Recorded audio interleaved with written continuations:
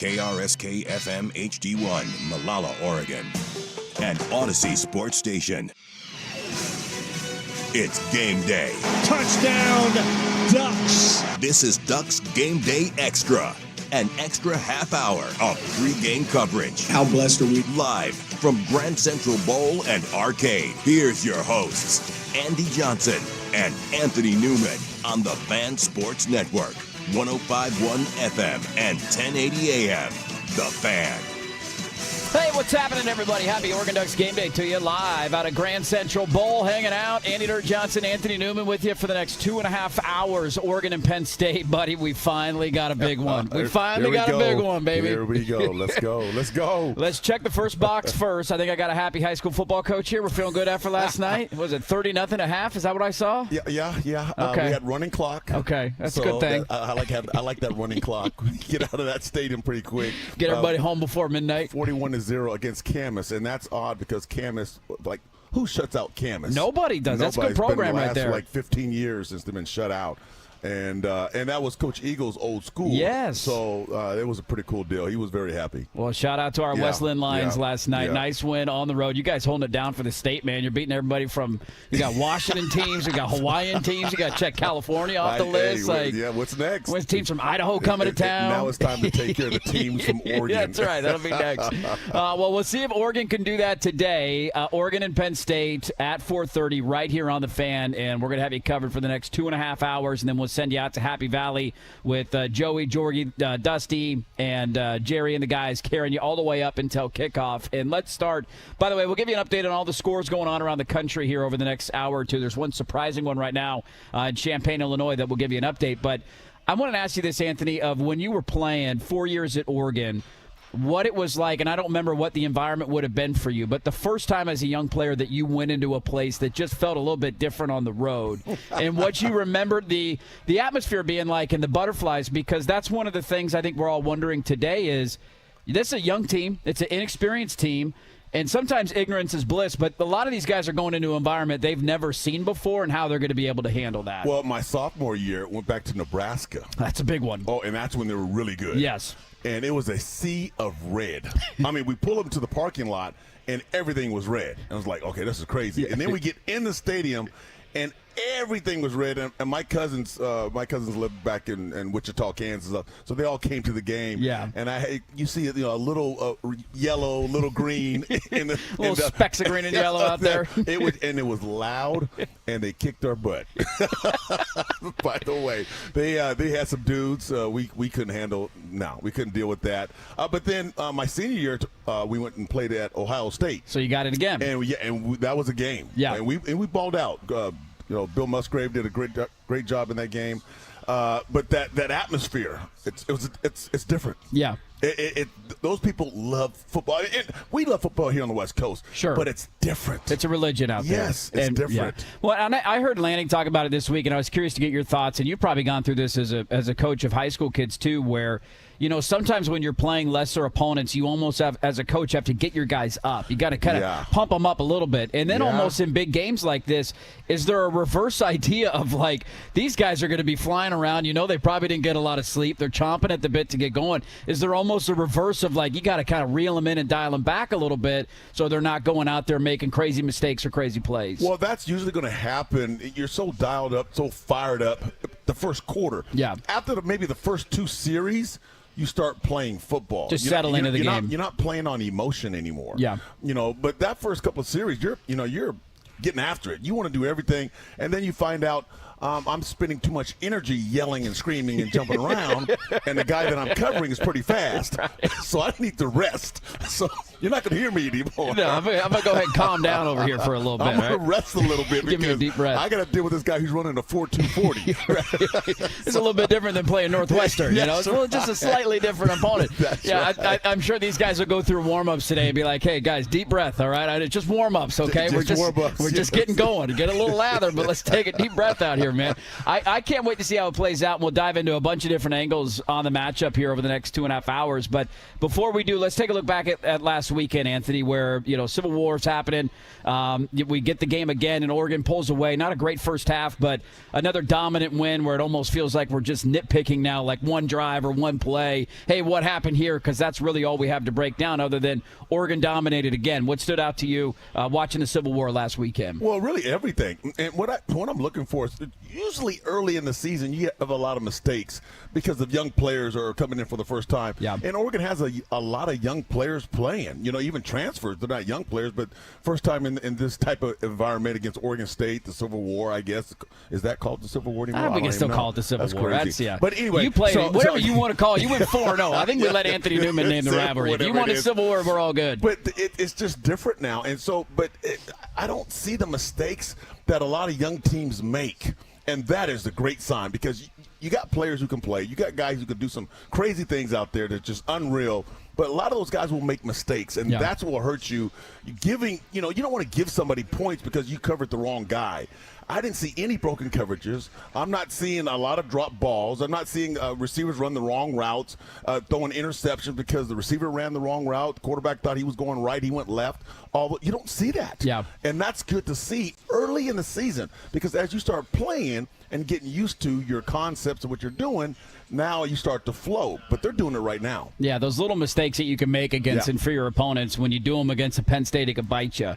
And there really hasn't been a lot of those for a young team, which is surprising because, to your point, often early in the season you see it. We've seen it from really every, give me any top 10 team in the country, and I'll point you to a series or two or a drive or two or a game or two where it's like, what? And I think Oregon's opponent today has kind of been a victim of that. They've had moments offensively where you just – this doesn't look right, and it's hard to put your finger on exactly why. And we'll get into this later, but that reason watching Penn State, I watched their 3 games. I'm like, I don't know about Penn State. Yeah, I have question marks, regarding Penn State. Who are they? What's their identity? Okay, they're making a lot of mistakes. Drew Aller, is he the top quarterback in the country? Yeah. I don't think so. Doesn't look like it right now. No, it doesn't. It looks like Oregon's got the advantage at that position going into this game today. No doubt about it. And so, but still, it's a big game. Guys, a lot of times they step up against teams that can play, that are well coached, guys who can run. So you play better yourself. Yeah. Sometimes when you play a Villanova, you're going that's Villanova. I'm not going to play. I'm going to do what I'm going to do. I'm going to get out and rest up. Right. And then all of a sudden you have a bad game. So it's. You don't know what type of player those guys are, but yet they can still ball. Well, let me ask you this, too, because we kind of talked about it this week where, when you're in Oregon's position, every game you go in's a big game. Every time you play in a big game, there's pressure on you, and you got to go perform. There is a vibe for me this week, and I'm wondering if you agree of, it feels like a lot of that pressure is tipping on the scale of Penn State. I mean, this is a team who fell short last year in the Big Ten title game. Their fans, and for those who don't know the history of James Franklin and Penn State, he's done a really good job of elevating that program back to where, or near where they used to be. His problem there is he can't beat top 10 teams. He has not beaten a top 10 team sans Boise State in the playoff last year at a neutral field in almost a decade. They haven't won one of these whiteout games over a top 10 team in almost a decade. And so there's kind of that pressure that builds, and a lot of their players came back. You mentioned Drew Aller, who's back for another year.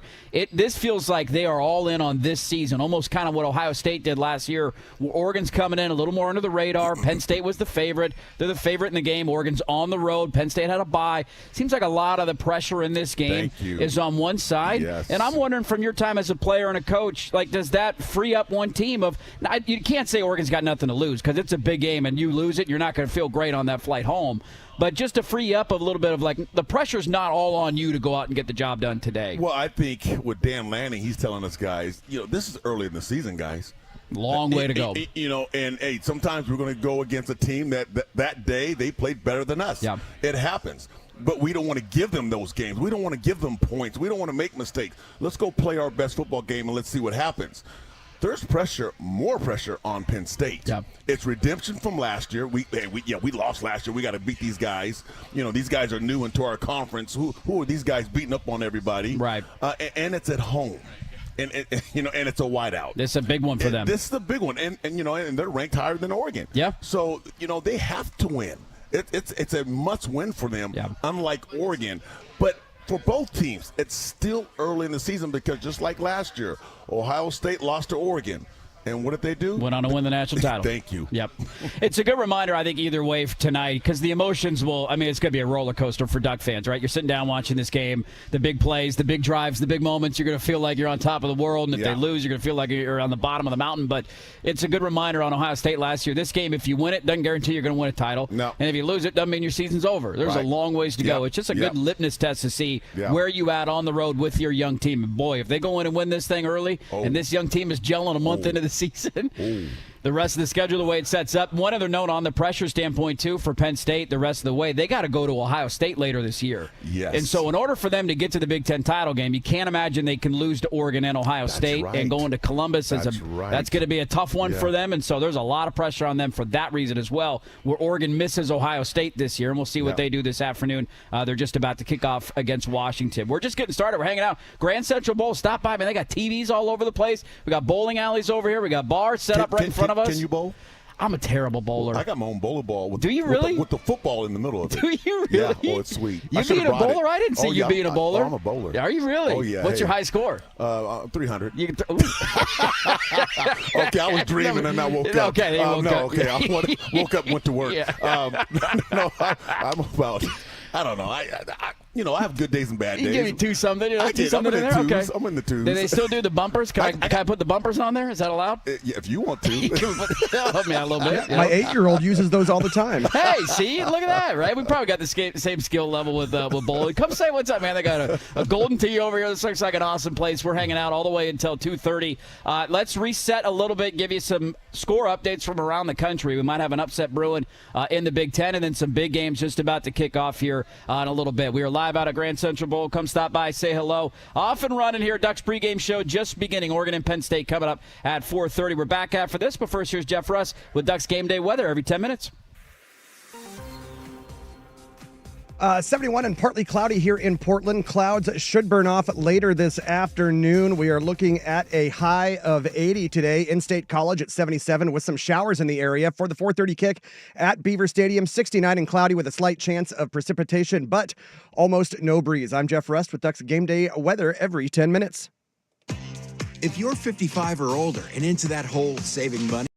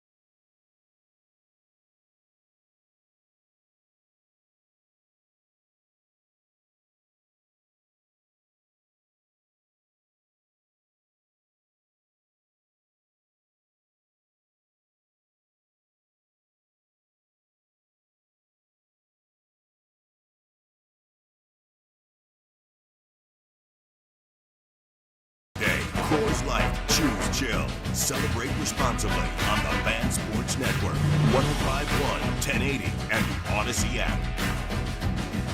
And live out of Grand Central Bowl, the official Oregon Alumni Association watch party will be here. And for every Oregon road game the rest of the season, we'll be hanging out with you. Every road game on a Saturday. Come stop by, bowl a couple of games, have a pop, and watch some football. A lot of big screen TVs out here. We're having a blast. Andy Johnson, Anthony Newman with you. We got a good one going on in Champaign, Illinois right now. Illinois has a 31-25 lead over USC. USC just scored a touchdown on fourth down and got the two-point conversion, and so it's 31-25 in the fourth with about 9 minutes to go. An interesting Big Ten game here early on the Saturday morning slate. Anthony, when we look at this Penn State team, there's a lot of experience. There's a lot of guys that are returning. They obviously have made a change at defensive coordinator. We can talk a little bit about that throughout the course of the show today. But when I just throw out big picture Penn State, it's the first thing that stands out to you when you think about this program, this team, and what James Franklin has done. Well, it's a football team that's competitive. They're going to play 4 quarters of disciplined football. They're tough, hard-nosed type players. Their offensive line and defensive line is their strength. But they haven't won the big one. That's what they're missing. And that's what's going on. That's what the Penn State family, the fans want, is, hey, win that big game. Let's take it all the way. And they keep falling short. Yeah. They have guys who go high in the draft.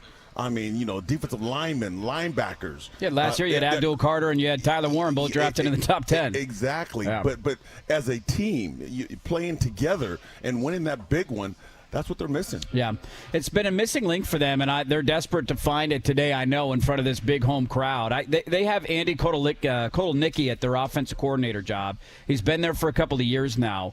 And you're, as a defensive guy, I'm curious to ask, what makes when offenses can be so multiple? I think that's the one thing that's his calling card, right? Like, you pull up Penn State on film, and they'll have 2 tight ends, and then they'll shift to this, and then they'll line up in a wildcat, and then there'll be a motion, and there'll be a play-action boot. There's a lot of different looks that they can throw at you. Now, their offense hasn't hummed at a high level early on in the season. Maybe it does tonight, maybe it pops, but I still know that Lanning is fearful of all the different looks that you have to be ready for and all the different things that they could do off those looks. They're a very versatile offense. They're not necessarily a one-trick pony. So I think that's when defensive coordinators make mistakes. When they see a team that can do so many things, you try to put in all this strategy. You try to do a lot of different things, and you really have to be simple. You have to have your kids understand, hey, let's line up in a simple formation, defensive formation, and let's play the play. Yeah. Let's not have 1,000 checks. When you start having, okay, we're going to check this formation because this receiver went in motion and then the running back shift, and we got to check to this and check to that, then now the kids are confused. And once you get those kids confused, they start thinking, and once they start thinking, they start playing slow. Yeah. So you make it simple. The offense lines up, and they can shift all they want. They can motion, and if you don't move as a defense, you're like, okay, do what you're going to do. We're going to stand right here. We're not going to move. Go ahead. And that's tough on an offensive coordinator because he wants you to have those mistakes. That's why he's doing all those different formations and shift and motion. They want you to make a mistake and just give up something. And defensive coordinators, they get caught up in trying to stop everything. You can't stop everything. The offense is made to score points in this game. So you can't stop everything, but take away their best thing. What do they do best? Outside run, inside run, short passes, long passes, whatever that is, take that away first. Well, I think to your point, too, on all the multiple looks they'll give you and the motions and all that stuff that goes into it, part of it is just trying to figure out what you're running. Is a guy following a guy from one side of the field to the other? All right, now you're in man coverage. Yes. Here comes some drag routes, and we're going to try and get some picks, and somebody's going to be open. Exactly so right. That's a great point on trying to mask what you're doing to react to what their motions and what their shifts look like. This passing attack is going to be something where they have talent on the outside in a passing game where Oregon has not seen it so far this year, right? Like Oregon, I don't know who the best passing team, probably was Oregon State coming in, and they didn't do anything throwing the ball. Oklahoma State couldn't throw the ball. Northwestern couldn't throw the ball in Montana State. So that to me is one of those matchups that I'm really excited to watch. And you as a former secondary guy, like you got Kyron Hudson on one side, you got Pena, the Syracuse transfer on the other side for Penn State. Yeah. 2 guys who were NFL caliber wide receivers. Now, again, hasn't clicked at a high level yet. But you got a young secondary in Oregon that's going to be going against some NFL wide receivers, man. And I'm just chomping at the bit to see how they play. Brandon Finney, a young corner. Iffy, a young corner. A lot of these guys in that secondary. Could this be a breakout game for Dylan Thieneman? 2 picks might have swung the Big Ten title game last year. That secondary got to play big today. This secondary for Oregon is different. They're good. And Oregon went out and got some guys who can play the game at a high level with their physique. They're 6'4", 6'3" type corners. You don't see that. No. In Jabbar Muhammad was great, but he was about my height, and that's tough to do as a corner. When you have the length, you have these tall corners, and then you have the 6'5" safety, Kingston. Then you have Thieneman, who is the quarterback back there. The secondary is totally different from last year. Yeah. Matter of fact, I believe it's much better. It's when you talk at man-to-man, now you have these tall corners that can hang with the 6'5" receiver. Tyler Warren last year at tight end for Penn State was killing Oregon. No one can cover him because he's a big, tall tight end. Now Kingston Lopa is 6'5". You got a tall safety that can cover these tall tight ends. That's the matchup that Oregon was trying to deal with in the offseason. Let's get some tall corners. Let's get some tall safeties to deal with these tall receivers and have a chance because we got guys that can get to the quarterback. Yeah. And the ball's coming out pretty quick. So we got to have these guys on the back end making plays. You got to think the last couple of years for Oregon, that's been one of the things that's kind of bogged them down late in seasons. The Washington matchups 2 years ago, right? Ohio State last year in the Rose Bowl.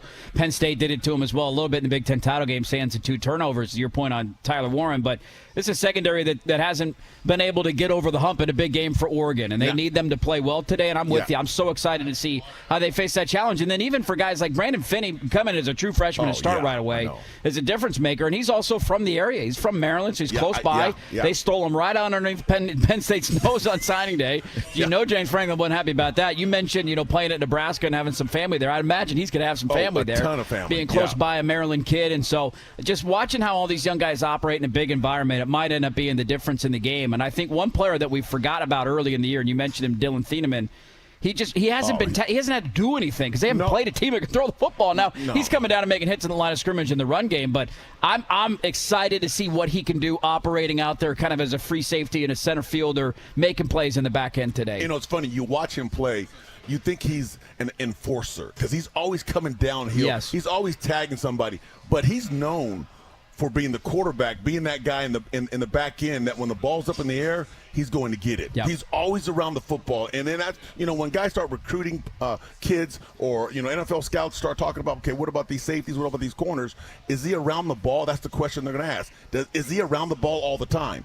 Thieneman is always around the football. So if it's at the line of scrimmage or it's 30 yards down the field, this guy can play. He knows how to make plays, man, and this might be a breakout game for him. We've been kind of waiting. It's not his fault. They just haven't played him. You got to play a team who can throw the football in order to test the safety. Exactly. And that just hadn't happened yet. So well, then he needs to thank the defensive line for Oregon for getting to the quarterback because the quarterbacks can't throw the ball. Not enough time, man. Big game for the pass rush as well. So many different angles for this one. Exciting to finally have one of these big-time matchups as it looks like Illinois is about to break a long touchdown.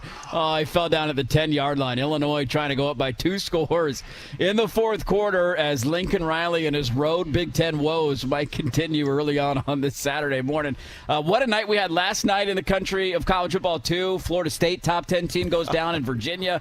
Oregon State fans. What?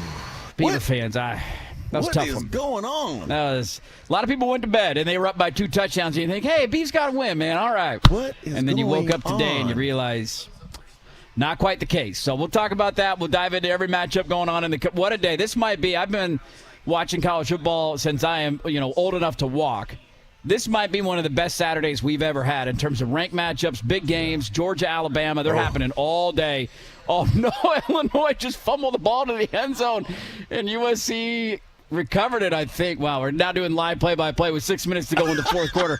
What a blunder by Illinois. We'll keep you up to date on what's going on there in Champaign. Let's go to maybe the man of the hour for Oregon today, and a guy who is a breakout candidate who could burst onto the scene as we continue to preview Oregon and Penn State coming up at 4:30. That's all still to come. But first, here's Jeff Russ with Ducks Game Day weather. It's 73 and partly cloudy here in Portland. Clouds should burn off later this afternoon, looking at a high of 80. In-State College, it's currently 76, partly cloudy for the 4:30 kick at Beaver Stadium. 69, cloudy with a slight chance of precipitation, but almost no breeze. I'm Jeff Rust with Ducks Game Day weather every 10 minutes. You're on the list for Macy's Fall VIP.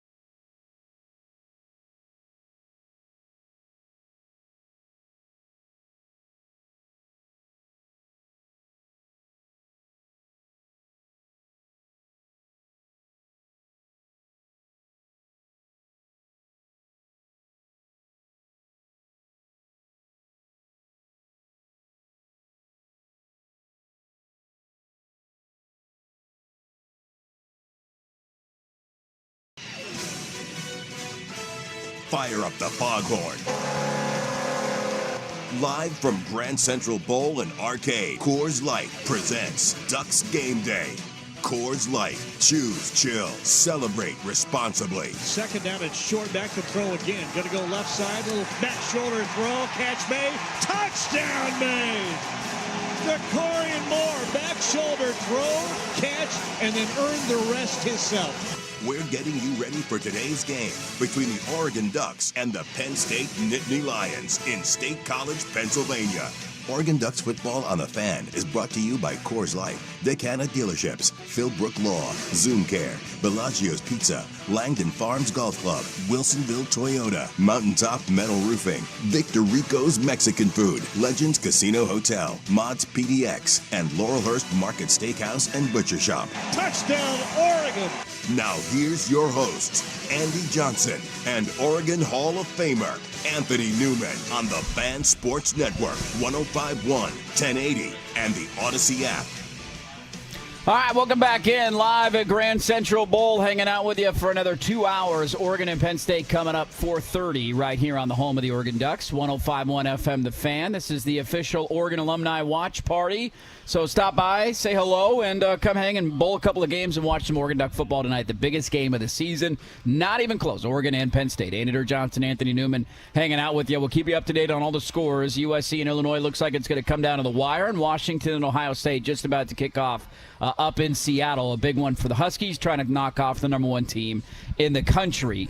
This is, of course, pregame show always brought to you by Frost Brew Coors Light, the world's most refreshing beer. And Anthony, a lot of these big games can come down to a simple question of who's got the better quarterback and who do you trust more for the guy who's touching the football every single play. That's and right. I don't know how many people at the start of the year would have thought, even the most diehard of Ducks, going into this game, you can make a strong argument Oregon's got the advantage at that position. But there is a guy who has woken everybody up around the country. Todd McShay, NFL draft analyst this week, says he thinks Dante Moore is going to be the number 1 pick in the NFL draft. That's how big the hype is now getting, from going from, hey, who's this guy? He kind of wasn't very good at UCLA. What's going on there? To now, this guy might be the number 1 overall pick in the draft. And boy, what an opportunity for a young quarterback to go on the road and almost announce his presence to the entire country with a win tonight. But think about this. Back in high school, he was a 5-star quarterback. One of the best in the country coming out. Yes, he was, and everybody was trying to get this guy. Yep. You know, and then Oregon, I thought had him. Yep. Everybody thought Oregon had him, and then he went to UCLA. This guy can play. He can play the game. And I think when people look at him as a freshman at UCLA starting and having, 9 picks, in 3 games, whatever, that was a tough deal. He was put into a tough situation, and he's a freshman. This kid has all the tools to be a great quarterback. But also, I think you always have to remember, the supporting cast can help. Sometimes the supporting cast can make you look like a better quarterback than you are, because I've seen guys who, he's a great quarterback, and go into the NFL, and in the NFL he struggles. He's not very good. Something's going on because he had a supporting cast that was taking care of him. Dante Moore has an offensive line that he hasn't been touched all year. His uniform is clean. Okay, and he's throwing dimes to receivers that know how to separate from the defensive backs. Yep. And that is huge. And then he has a running game. They got 18,000 running backs. So it's just, pick your poison. These guys are just rested, and but yet he understands what to do with the football. He has, I think, that experience factor that a lot of quarterbacks in a new situation don't have. He was a starter. Then he was backing up Gabriel all last year. So he understands the system, and now he's just allowing himself just to play football, play freely. Yeah, I mean, you mentioned the running backs, too. Noah Whittington will be playing today. I'll get that out of the way of the injury report. Dusty's watched him warm up each of the last 2 weeks and said he looked good enough to go. That was more of a, hold him back. Hey, we're playing Northwestern and Oregon State. Why would we risk it? We want this guy to be 100% fresh going into the Penn State game. So that was more of a business decision long-term than anything. And so he's going to have a little bit more help there. And the interesting thing about this matchup, so they're taking on Jim Knowles, who was the defense coordinator, for those who forgot, at Ohio State last year. Oregon beat him in the regular season, and then he put him into a bit of a wood chipper in the Rose Bowl, right? It was an ugly offensive performance. And some of the stuff that Jim Knowles was able to take away defensively, I think, was a byproduct of just the quarterback that you had. Now, Dylan Gabriel was a great college quarterback. Everybody knew it, and a ton of experience and all that. But he wasn't the biggest guy, right? He had a hard time throwing the ball over the middle of the field. Yes, he did. And so you get pressure, and you're not running the ball, and then you can't throw the ball over the middle of the field. Like, life's going to be tough for you. And that's the one angle where I'm really curious to see how Dante can do it tonight. Because Jim Knowles is as smart of a defensive mind that exists in this sport. But I also think that with the throws that he makes and the arm talent that he has, you can make an argument that they've upgraded at the position from where they were last year, and their ability to push the ball down the field and to make certain throws. And so just see what Jim Knowles does tonight and what kind of chess match that's going to look like, and how Dante is able to make calls and checks at the line of scrimmage might end up being the deciding factor of the game. It's funny, too, when we go against smaller quarterbacks, or my high school team. Yeah. I like that because I know he can't see down the field. Nothing right here among in the trees. Yep. We got big defensive linemen, offensive linemen blocking for him. So he has to try to get out of the pocket. And if he's going to stay in the pocket, so we try to keep the young man in the pocket. Hands up in the pocket. Hands up in the pocket because he can't see down the field. Right. And we try to get pressure on him. So if we want to speed up his process. That's what a smaller quarterback. Dante Moore is not a small quarterback. He's a big dude. So this is a whole different story for Penn State's defense. This guy, he's big. He can also run, but he can throw while he's running, scrambling. And then, Gabriel just was a guy that could play. He was competitive, and yet he had a supporting cast. Yes. But he knew what to do with the football, with his experience.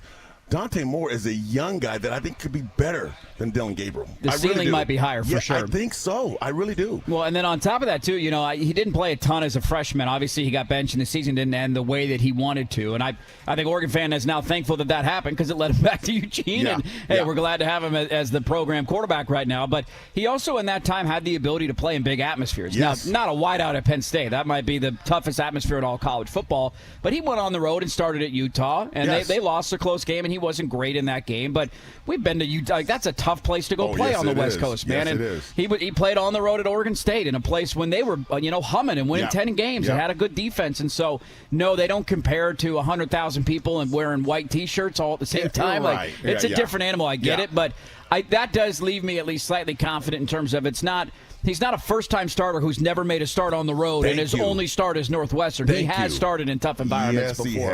Yes, he has. And again, he has an offensive line that's a beast. Yes. I mean, they're gigantic. They're huge. They will protect him. Big challenge for them tonight. If you have time to throw the football, Dante Moore will kill you, will hurt you. He will tear you apart because there's too much time. And that's my pet peeve with high school football. Sometimes these quarterbacks have all the time in the world. Like, I don't care what coverage you play. Yep. You can't cover that guy for that long because he's going to scramble and take off and go another direction because the initial route didn't work. So because the quarterback has all kinds of time. They have to find a way to put pressure on any good quarterback because he will tear you apart. And Tom Brady, great example. Tom Brady couldn't run for his life, right? But he had all the time in the world to throw the football. And the Patriots invested in an offensive line to protect him. And that's, and Dante Moore has an offensive line. He does. Big one for them tonight. By the way, USC just scored sub 2 minutes, so they got a gift from the football gods as Illinois fumbled the ball in the end zone for the second time in the game. They did it at the end of the first half, and they just did it in the fourth quarter. USC got the ball back. They went the length of the field. There's a minute 55 to go. USC has got a 32-31 lead over Illinois. So Illinois has got all 3 timeouts, plenty of time to get into field goal range, and we'll see if they're able to pull off a win here. We'll keep you up to date on what's going on in that one. A bunch of games just about or already kicking off around the country, including Washington and Ohio State. So we still got a ton to get to. Let's check in on Penn State, though, and go behind enemy lines. Their head coach, James Franklin, desperate for a big win. What does he make of the atmosphere and the team that he's playing today? You're going to hear from the head coach, James Franklin. That's coming up next. We're live out at Grand Central Bowl. Just getting started. Oregon and Penn State at 4:30. Stop by, say hello. Behind enemy lines is next, but first, here's Russ with Ducks Game Day weather every 10 minutes. Let's see here now. 73, partly cloudy here in Portland. Clouds should burn off later this afternoon. Looking at a high of 80 in State College. It's currently 76 and partly cloudy. For the 4:30 kick at Beaver Stadium, 69 and cloudy with a slight chance of precipitation, but almost no breeze. I'm Jeff Rust with Ducks Game Day weather every 10 minutes. At Carl's Jr., late birds get the best.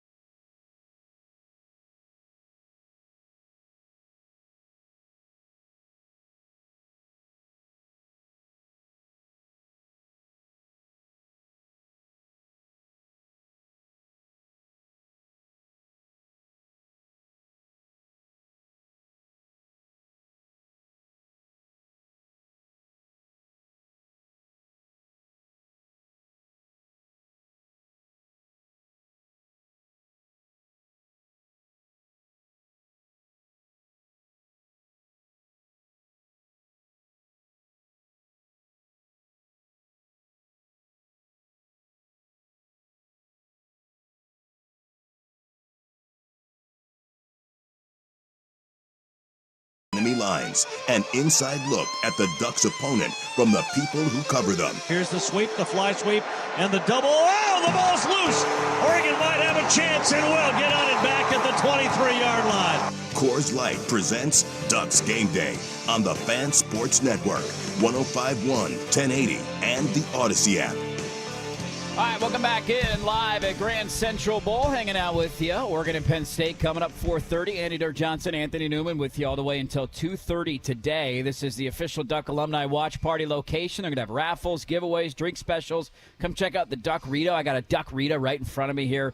The Hot Valley Dane Green IPA, which is a sweet-looking can, lots of screens to watch all the games going on around the country, and we'll keep you up to date on some scores as soon as they are final and as soon as we get somebody on the board there in Seattle. Let's go behind enemy lines. James Franklin, man, does he need a big win? He's feeling the heat. And if he loses tonight, remember they lost at home to Ohio State last year. And when they did, he was almost booed off his own field. They didn't score an offensive touchdown. Fans are just desperate for a win over a big team, and they need one here today. Here is James Franklin. You know, one of the things that has been talked about through Penn State's first 3 games, we've already touched on it, Anthony, their offense hasn't looked explosive. It hasn't looked great. No. For a team returning a lot of talent and upgrading at wide receiver, there's been moments where you're like, man, it's almost the end of the first half. It's 10-0 against Villanova. Yeah. What the hell's going on here? Yeah. Here is James Franklin talking about, are you holding anything back in the playbook and saving it for this evening? Are you saving things? Yeah, I think you're always, I don't know if saving is the idea, but you've done some off-season studies where there's certain things that you worked on during training camp that you're planning on using using against certain opponents. And there's some things, could you have used early in the season, but you didn't feel like you needed to? Yeah.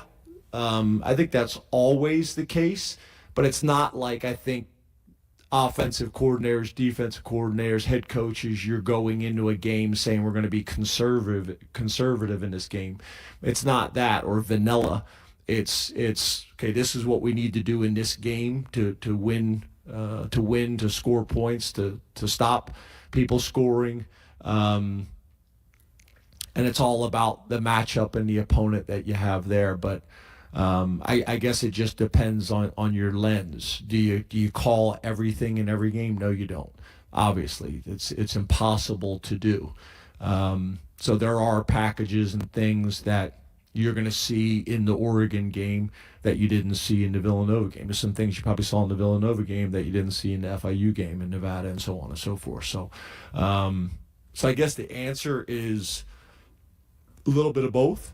Right, but it's not because we're taking the approach to be vanilla or conservative. It's just based on what you think you have to do in that game to be successful. It's funny, Anthony, because that's been a talking point, and I just kind of chuckle at it. Like, there's obviously, maybe you got a trick up your sleeve. Maybe there's something special that you have been holding on to that you haven't wanted to call yet. But there's also this idea as if there's this whole, secretive secondary playbook that you just haven't opened up in the first month of the season. And now we get to open it. But, if Penn State wants to live in that reality, that's what they have. The other challenge is you haven't called it in the game. You don't know if you can execute it against another team yet. Well, when people say saving things, I've never saved things in my life. I mean, what are you saving for? What? Right. I think it's real simple. You either execute as a player or you don't, and that could be very vanilla. You have a simple defense that you run all the time, and guys have to execute that defense, and you could take that one defense and stop everything. But you have some other things that you can use, but the kids still have to execute that simple defense. Yep. And I think people are talking about Penn State. They haven't seen them execute on offense. And if it's simple and it's vanilla, you're still not executing. So how are you going to bring something else into the picture when you haven't executed the simple stuff? Right. And that's what's going on right now. We have some trick plays, or we have a play that we're setting up, this play, and we're going to show it the next play. What? People have to remember, plays don't beat you. Right. It's players who beat you. Okay? You can have the best play in the world, and if you don't execute it, right, it doesn't work. Yeah. So what good is it to run that play? Right. And I argue with my coaches all the time. I tell them, why we have 1,000 plays? Why we have all these plays? I'm just going to call 2 plays during the game. What works? What works? Run it. And keep doing it. And if they can't beat it, why would we change? Yes. Why would we adjust if there's no need to? If it's not broke, don't fix it. Well, it's also so funny, too, because Oregon had this a little bit in the Oklahoma State game where they came out, I want to say of their first 20 plays that they ran against Oklahoma State, 5 or 6 of them you would label. I don't know if trick is the right label for it, but misdirection and and it was this idea of like I almost prefer to go that way as an offensive coordinator of like, look how deep my bag is. Good luck preparing for all this. Yeah. Sometimes we go fly sweep and it'll turn into the screen to the quarterback going the other way. Right. So, it gives you so many more things to prepare for, and then you can also execute it in a game. So Jeff Schwartz, if anybody wants to go check him out on social media, former Oregon offensive lineman, had a great back and forth with a Penn State fan this week about how quote unquote vanilla Penn State's offense had been, and he went through like, man, on the first play they did this, second play they did this, and how complex all of them were. I'm like, there's nothing vanilla about this. They're just not, to your point, executing. That's right. And so then you think, oh man, there must be a trick up their sleeve. They got an ace up their sleeve at some point, right? So We'll see if they do today, but I tend to chuckle at that notion. You kind of are who your offense is. The atmosphere is going to be brutal tonight. We all know it. James Franklin went on College Game Day this morning. The whole crew was wearing all white suits. It was kind of a weird look, but he went on Game Day, and here's what he said about the atmosphere tonight. This will be the best environment in the history of college football tonight. That's good promo. I feel very strongly about that.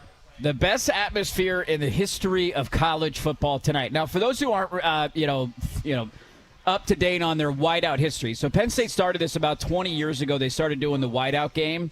The problem that they've run into the last handful of years is that the Big Ten has a deal with Fox. And what is Fox's big game every week? It's the big noon kickoff. So they play at 9 o'clock Pacific, 12 o'clock Eastern, right?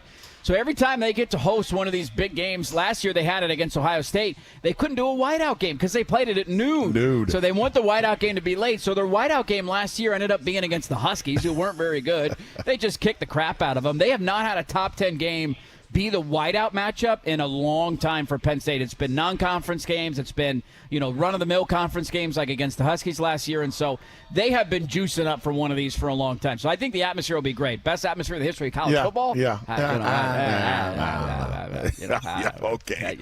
So you're all wearing white. Ooh, okay. That's going to affect me? And I'm the one who's playing? You're not playing. I'm playing. Oh, man, I can't wait. We'll give you up to date. We got 35 seconds remaining. Illinois is in field goal range, so as long as they don't screw this up, they're going to have a chance. USC's out of timeouts. Illinois looks like they're probably going to run the ball one more time and kick a field goal. Now they're going to call timeout. So we'll let you know how that one ends. How about this slate that is either kicking off or just kicked off? In the 12:30 window, you got Ohio State at Washington, LSU on the road against undefeated Ole Miss, number 4 versus number 13. Auburn, who's feisty, good defensively this year. They're at Texas A&M. And then Indiana, who just beat the brakes off of this Illinois team, is now on the road at Iowa in that meat grinder, and they're going to try and punt and run the ball and make that a 10-7 game, right, in the third quarter. That's good. That's defense. That's Iowa football, baby. That's defense. That's sexy football to Anthony Newman, man. So it's a great slate at 12:30. We'll keep you up to date on all the scores going on around the country. Let's start diving into, though, some of the matchups that are going to be needed and breaking down Oregon and Penn State and some position groups to keep an eye on for this one today. That is coming up next, but now it's time for Ducks Game Day weather every 10 minutes. Here's Jeff Rust.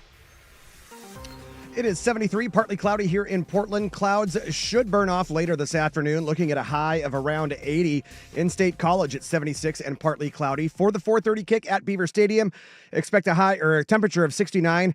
Cloudy with a slight chance of precipitation, but almost no wind. I'm Jeff Rust with Ducks Game Day weather every 10 minutes.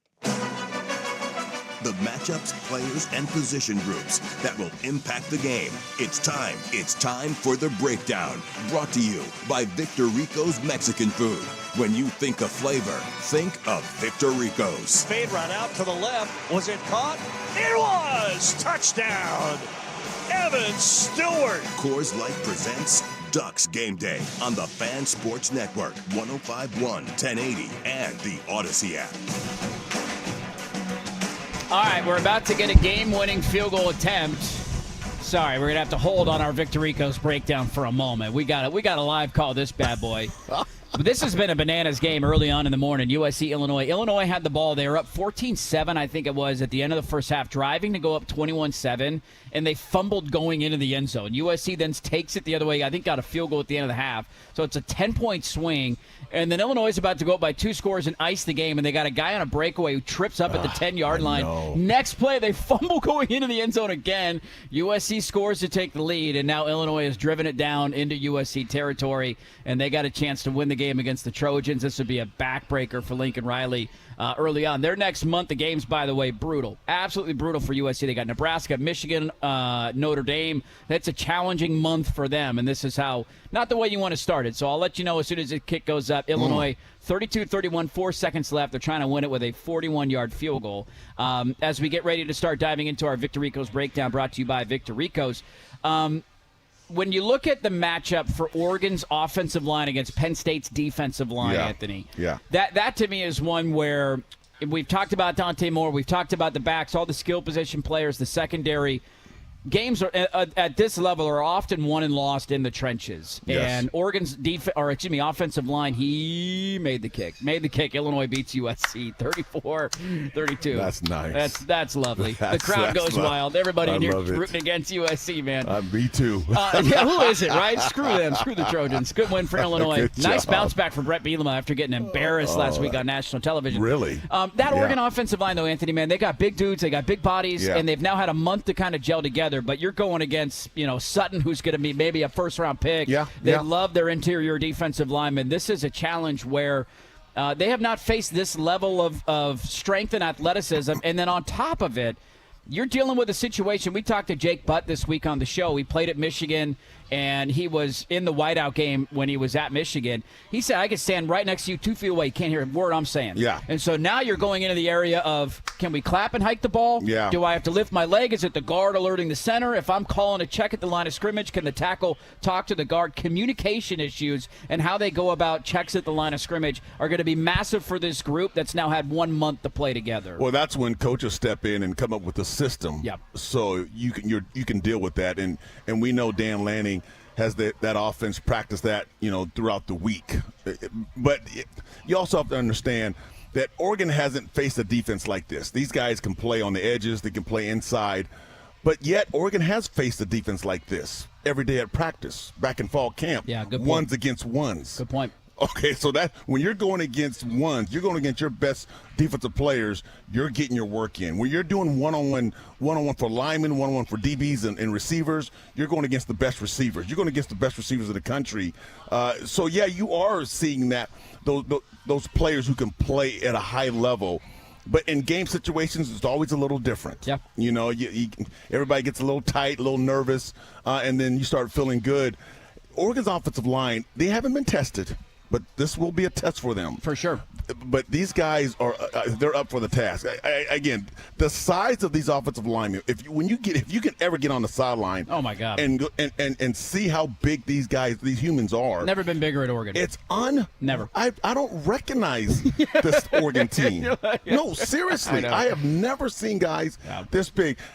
And so these guys are also athletic. So when you talk about pass protection, dropping back, dealing with defensive linemen who are lighter, who are faster, who are quicker, trying to throw moves on them, these big offensive linemen have quick feet. Yep. They got great hands. So that's a nice little matchup that we're going to see that, Oregon's going to try to establish the running game. I guarantee you that right now. They're going to take all 5 running backs. Hey, let's get everybody's, some touches. Let's run the football. Okay, then let's set up the passing game as well. It's going to be a test for Penn State. We keep saying about Oregon's going to have a test. Penn State's going to have a test. Without a doubt. They haven't played anybody. Nope. Also. Nope. They've been playing nobodies in the first 3 weeks of the season, and they had a bye last. They haven't played a single Power 4 opponent yet. Yeah. Oregon at least has played 2 of them. Now, Northwestern and Oklahoma State not very good, and Oklahoma State fired Mike Gundy last week, but they've at least played 2 Power 4 opponents, right? And so the level of competition has been slightly stiffer. I think it's a great point just on the size. I remember walking around the sidelines for Oregon, Georgia when we were down in Atlanta. And just, you have hey, maybe they'll hang around. Maybe this will be a fun game, right? And then you go walk around the Georgia sideline and you just think, uh-oh, we're in some trouble today. And it's just, now you walk around the Oregon sideline and that's the way you feel looking at their players. They have just completely changed their size and strength profile from where they were a couple of years ago when Dan Lanning took over. Let's continue to talk about the offensive side of the ball and what Oregon needs to do. And especially at a position group that we'd had major questions on coming into the year. Have they answered those questions, and who is the guy today? We'll start diving into that one as we continue the breakdown. Brought to you by Victoricos is continuing after this. Coors Light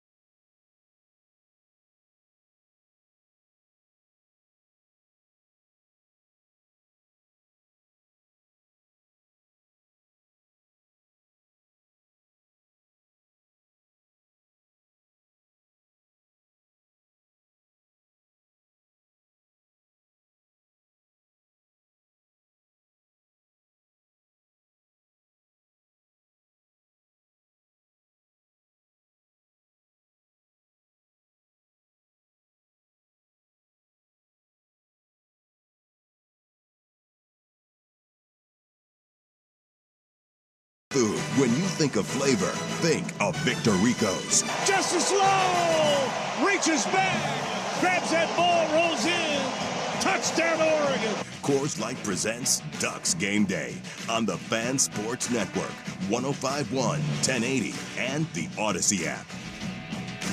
All right, welcome back in. Live out of Grand Central Bowl, hanging out with you. Andy Johnson, Anthony Newman, get you set for Oregon and Penn State. Quick update in Seattle. Ohio State drove the length of the field on their opening drive and then got stuffed. A 4th-and-goal stop for the Washington defense. And so now Washington has the ball about halfway through the first quarter there. Still nothing. And if you're just turning on your radio, yes, indeed, you can laugh and smile. USC lost on the road to Illinois after Illinois lost by 60 to Indiana last weekend. So Lincoln Riley still can't take teams on the road and win in the Big Ten. That's been a problem for him.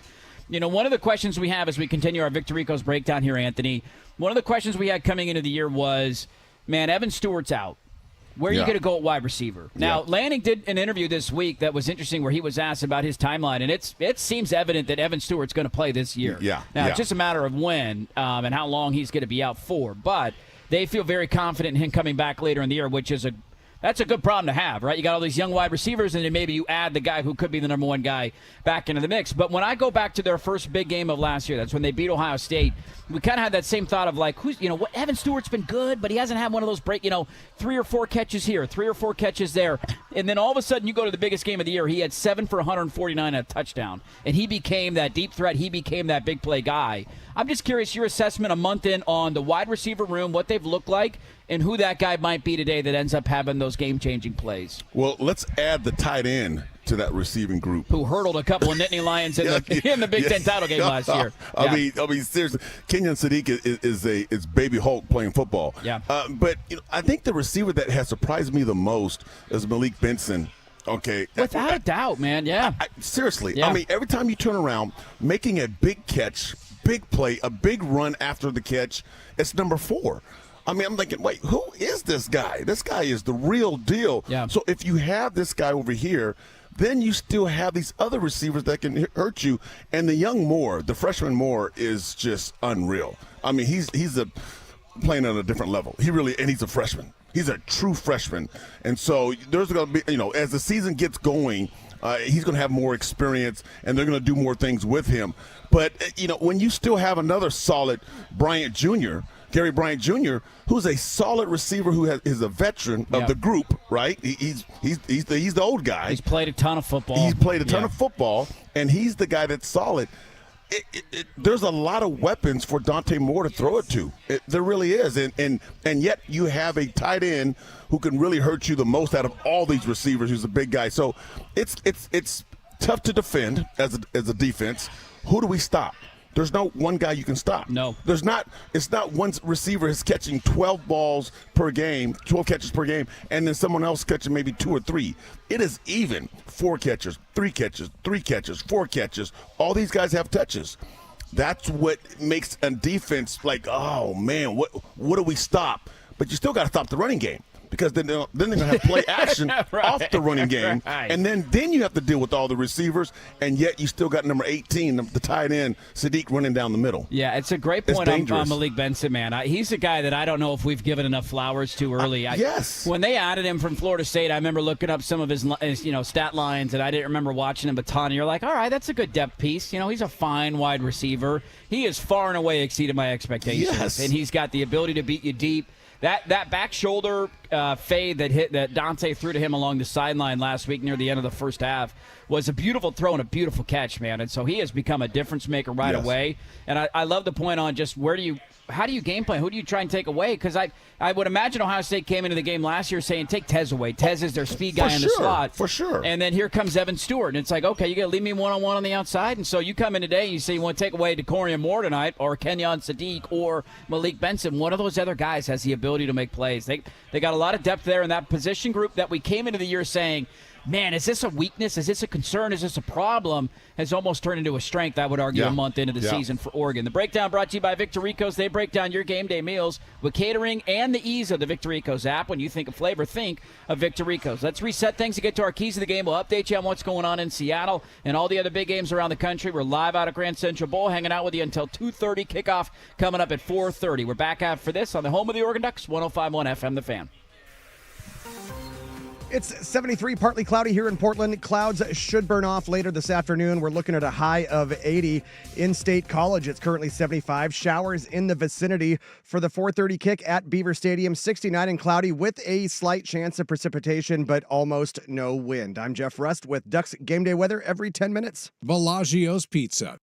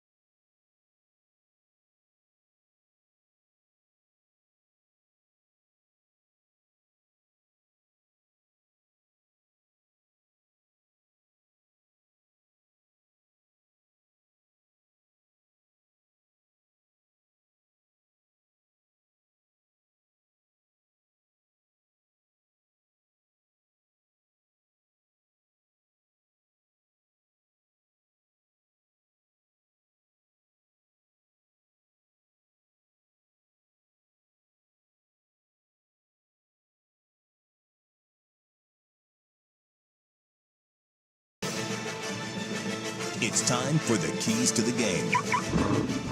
What will drive the Ducks to victory today? Throws it downfield, and it was intercepted. It was picked. Down the right side, 5-3-2. Did he get there? No, not quite. Dante Manning with the interception. Brought to you by Wilsonville Toyota.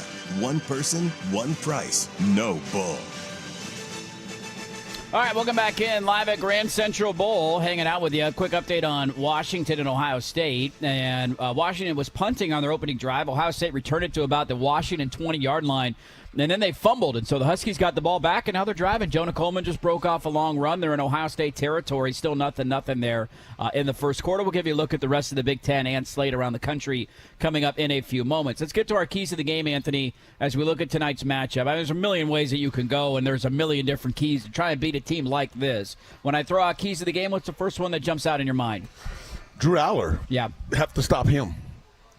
You have to stop him through with some pass rush and great coverage downfield, because I think he struggles with that. Well, any quarterback will struggle with that, but he can't overcome that.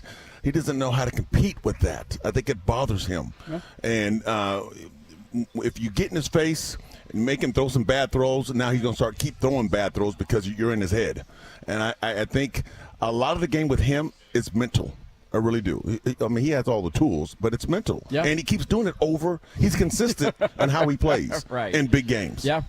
He mentioned this week about how much pressure he is feeling, and he's a guy who came back for a fourth year. Yes. A 3-year starter. Yes. He had the chance to go to the NFL last year, decided not to. There's a different level of pressure that comes with that, and trying to get Penn State over the hump, and you're the savior, and you're the blue chip recruit that's supposed to do it, and you haven't quite done it yet, but you've been good and not quite good enough, and guys can start to press, man. And you go back to the Big Ten title game last year to that point, and I'll tie it into my first key to add to yours is winning the turnover battle. I mean, Oregon won a one-possession Big Ten title game last year against Penn State, and you could argue, the final play in the game that ended it was an interception by Oregon, but also Dante Manning had one early in the game that kind of flipped the feeling of it, where it was, and then Oregon scored, and then they're up by 2 scores, and you kind of held a nice cushion. You were comfortable for the rest of the game. And so turnovers might end up being a huge deal. But he's a quarterback that if you can rattle him a little bit, he's clearly pressing, trying to make things happen. And sometimes if you force it, bad things can happen. But he has 2 running backs on his side. And that's the challenge for Oregon is stopping the running game because they're going to try to run the football. Yeah. I would. They ran it for 297 on you last year in the Big Ten title game. 297. And both those running backs are back. Yes. And so your challenge is for Oregon's defensive front 7 is slow. You're not going to stop a good running team. You can't do it. But you have to slow them down a little bit. If you do slow them down, I think Drew Aller will struggle. If you don't, then the play actions will start working and it will open up down the field. Yeah. Another one for me, which I mentioned the turnovers. That's always big to win the turnover battle. And we talked about the offensive line and the challenges that they'll have communicating. You started to see it a little bit last week where some of that pre-snap stuff, a holding call, a block in the back where you're kind of moving and then all of a sudden it's now it's 2nd and 23 instead of a 20-yard gain, 1st and 10. Those are the little kind of things that can bite you in a big game like this. And so limiting penalties tonight will be huge. And especially there's nothing that gets we saw this when Ohio State was in town last year. When you got a crowd that is revved up to 10 and they're ready to explode, and you keep having false start penalties, you're just going to ratchet it up another level, another decibel. Every time you jump off sides and they announce false start offense, number whatever, the crowd's going to get a little bit louder. So anything you can do to make sure that you're on schedule and not committing those penalties and giving them more things to get loud about, I think is a massive one for me tonight. Being disciplined is the key in these big games. You have to be disciplined, and you can't beat yourself. Yeah.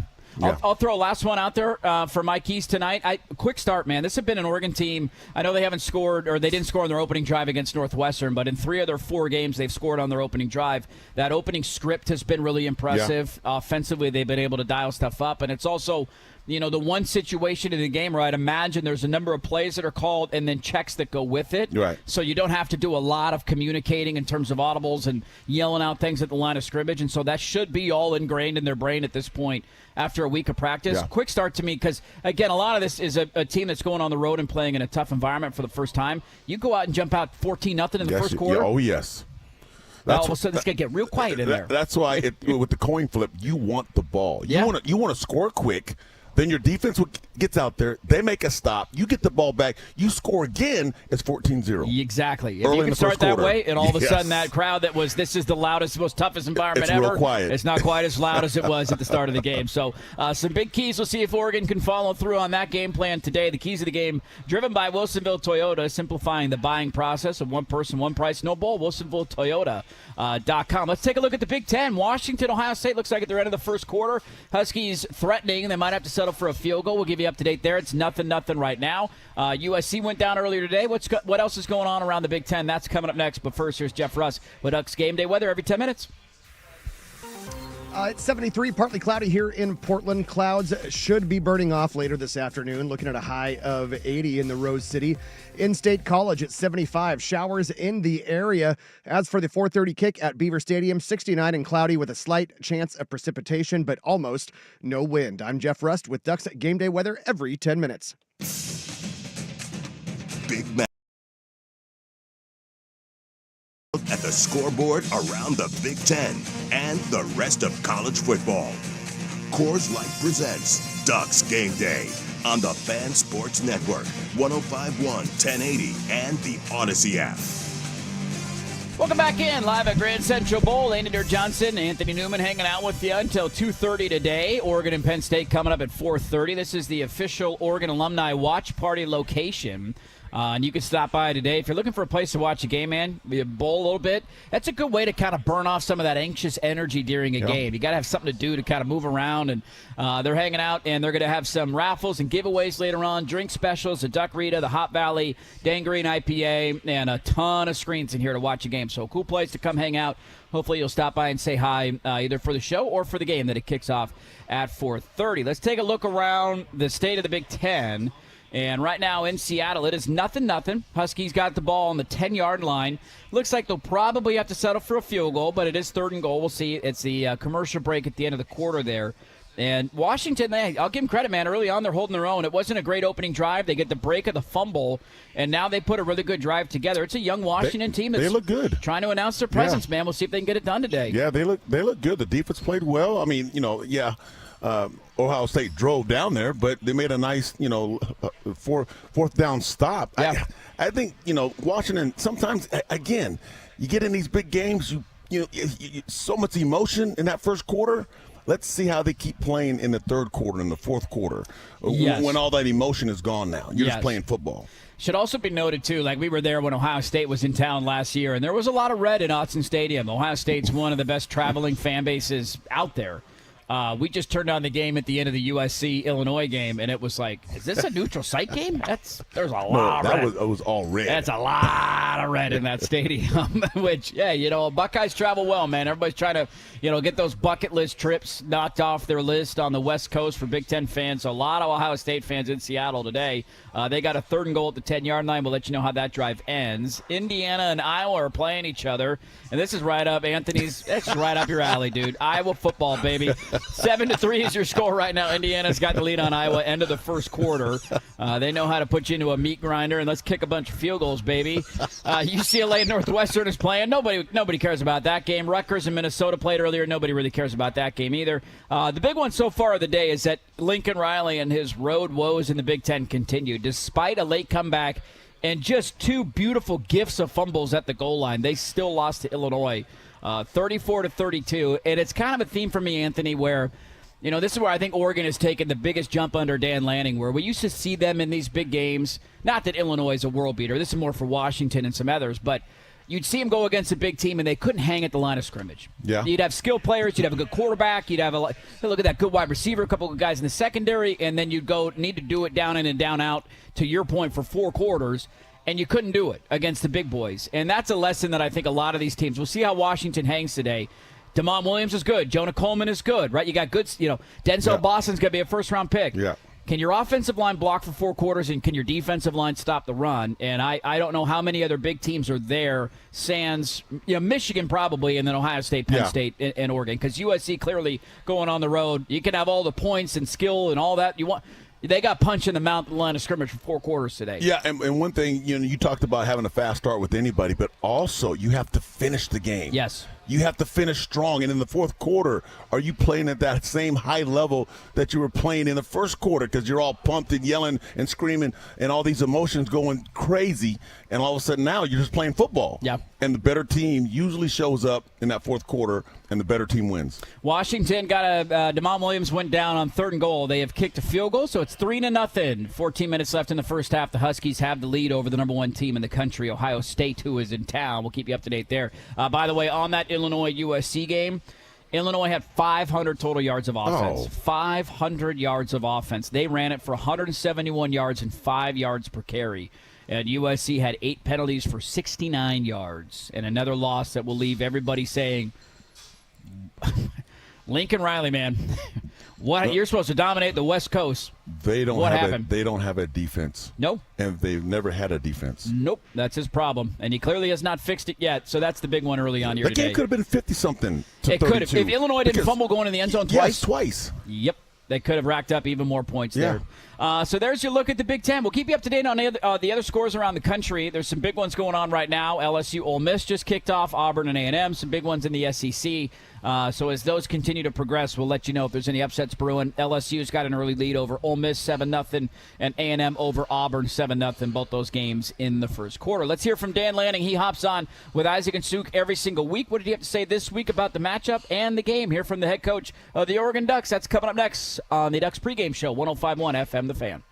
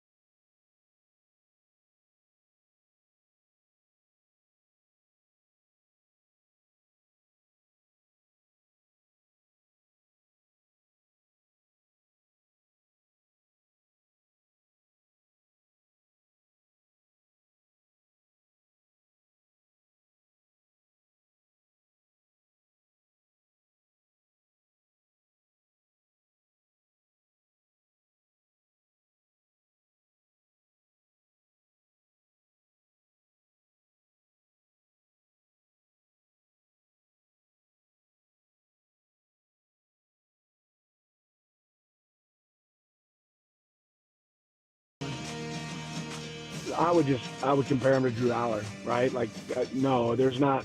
He's a big arm. He can make all the throws. He gets the ball. Again, he has weapons. I think you see they have trust in him for the decisions that he's making. He's playing really clean football. So, no, I wouldn't compare him to anybody else but himself. Like, I think the part that he probably doesn't get enough credit for, last year when he played us, he did an unbelievable job of being able to scramble at times with the ball. And, when the routes were covered, he was able to take off, and we didn't do a great job of caging him in the pocket. He's more athletic than people realize. Yeah, I think you guys have something similar. It's weird when we live in this world of college football now where we get these elite teams, you guys, Penn State, and you can win 41-7. Penn State can beat someone 59-0, and somehow they can get a narrative that it didn't look that good. Or like, is it weird that we nitpick early on, like you said, when maybe we're going against kind of some lesser competition? I mean, I don't know what you guys would do if you didn't nitpick, right? I mean, it's talk radio. Like, what would you guys talk? If everything looked great, what would you be talking about? Glow in the dark cleats. Kind of part of it. I don't know. We had mummy cleats. That's pretty cool. Yeah, I guess you guys want to talk about that. I mean, like ultimately, like you got to have something you can. That's your job, right? So, I mean, that's the way it works. Yeah, we got to find something. They're a good football. Just so you guys know, this is a good team we're about to play. And you know what? We're pretty good too. So it's gonna be fun. Yeah, that's what we've all been waiting for here. Thank you, and good luck on Saturday. Thank you, guys. Have a good one. Talk to you later. That's Dan Lanning here on The Fan, brought to you by Philbrook Law, Jace. Other lawyers fight for clicks. Philbrook Law fights for wins. Philbrook Law, accident and injury lawyers, your local law team. It is 74, partly cloudy here in Portland. Clouds should burn off later this afternoon. We're looking at a high of 80 here in the Rose City. In-State College at 75 with showers in the vicinity. For the 4:30 kick at Beaver Stadium, 69, cloudy with a slight chance of precipitation, but almost no wind. I'm Jeff Rust with Ducks Game Day weather every 10 minutes. Oh, could this be?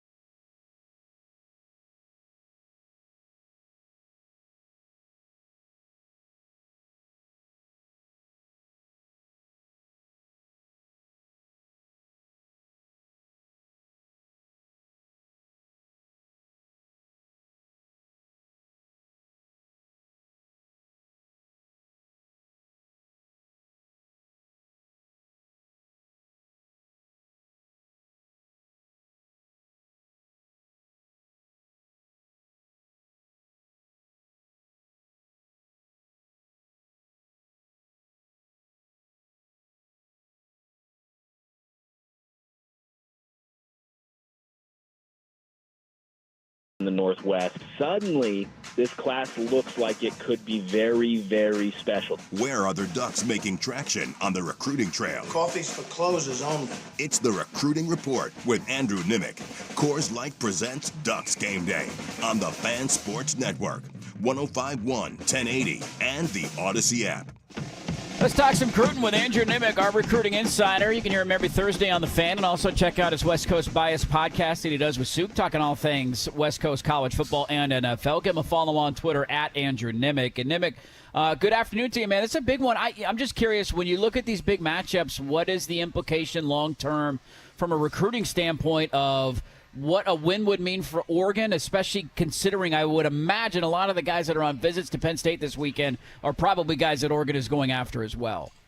Yeah, well, I think there's a couple different pieces that are interesting here. Brandon Finney Jr. starting as a true freshman for Oregon. That's a kid that went to a school that was a pipeline for Penn State. Oregon sold him on, you can come in and play right away and we can develop you into an NFL corner.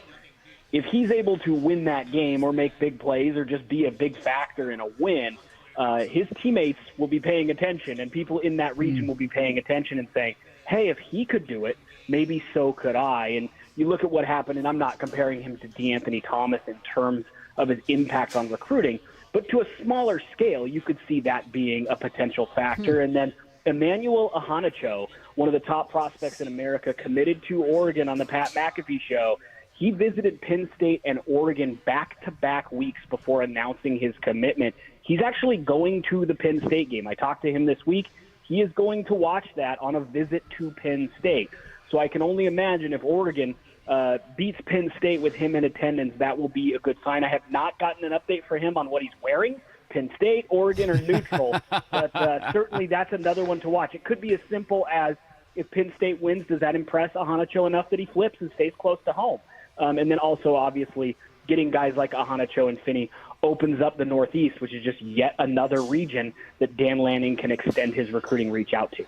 Well, that's a great point, too. I didn't even realize that on the recruitment of one of their, I believe, their most highest-rated prospect in this class right now, at least as a verbal commitment. And it's different because it was at home and the guys were on visits to Eugene last year. But what was now that we're almost a year removed from it? I remember walking the sidelines and seeing Trey McNutt and a lot of those guys that were on the sideline when the Buckeyes were in town last year. What was the impact of that regular season win for Oregon and Dan Lanning in that recruiting class? Well, I think we've seen this, that when battles are close and you have a big weekend, a marquee weekend, the game day or the prime time game, it can sway them 6%. And sometimes that 6% is enough. You go back to Kayvon Thibodeau, same kind of deal. He visited for Oregon's game when C.J. Verdell ran it up the middle and they beat Washington, and that being one of the most famous Mario Cristobal coaching plays and teams. He said that environment was the best game day environment he'd been to. The after part of that game was a lot of fun. He had a great time, and that kind of ended up being the catalyst of a momentum changer in his recruitment. So I don't think it's the end-all, be-all. If you're taking a visit just to take a visit to see an old friend or something. DeCorian Moore did that with LSU, and everybody made a big deal about it. And he just, right. I'm just going to hang out with a friend. I'm locked in with Oregon. It's not going to change much. But if you're torn or it's 50-50 and you go, man, this could be special and I could be a part of this, it can make the difference. It can be bonus points. Interesting. Yeah, I remember when he took that visit. Why not take a free visit to Baton Rouge if you get one? Somebody wants to pay me to go to Baton Rouge, I'll go too. Anything else recruiting-wise that we should be keeping an eye on, whether it's other guys that are visiting Penn State or things that are on the horizon for Oregon? A couple big things in basketball. Tyron Stokes did take that visit last week to Oregon. He joined the football team after that. And this week he caught a 50-yard touchdown pass. He didn't even know how to put on pads and all that. He was just like, I'll try football. And then they threw him a corner end zone fade, and he actually caught it and got a foot down for what should have been one of the best catches anywhere in the country. And the ref called him out of bounds, and there's literally a video where he just gets a toe in. It was insane. The dude's never played football before. It's nuts. And then Taj Ariza, Trevor Ariza's son, is a 5-star basketball recruit. He announced this morning that he is down to Oregon and USC. So we've seen Oregon go into the NIL space and really dominate in football. We kind of haven't seen that quite yet to the same effect in basketball. It does feel like the men's basketball program is making a major push for a big-time recruiting class. Again, they've kind of gone transfer lately. Looks like they're going to try to go for a big-time recruiting class in high school basketball. So something to watch. Interesting. Okay, now did I read correctly? You and Souk going live after the game. Is that true? And where do people find it? Well, I mean, they should be listening to 105.1 The Fan, but if they're not listening to that, they are welcome to join us on the YouTubes, as the kids are calling it.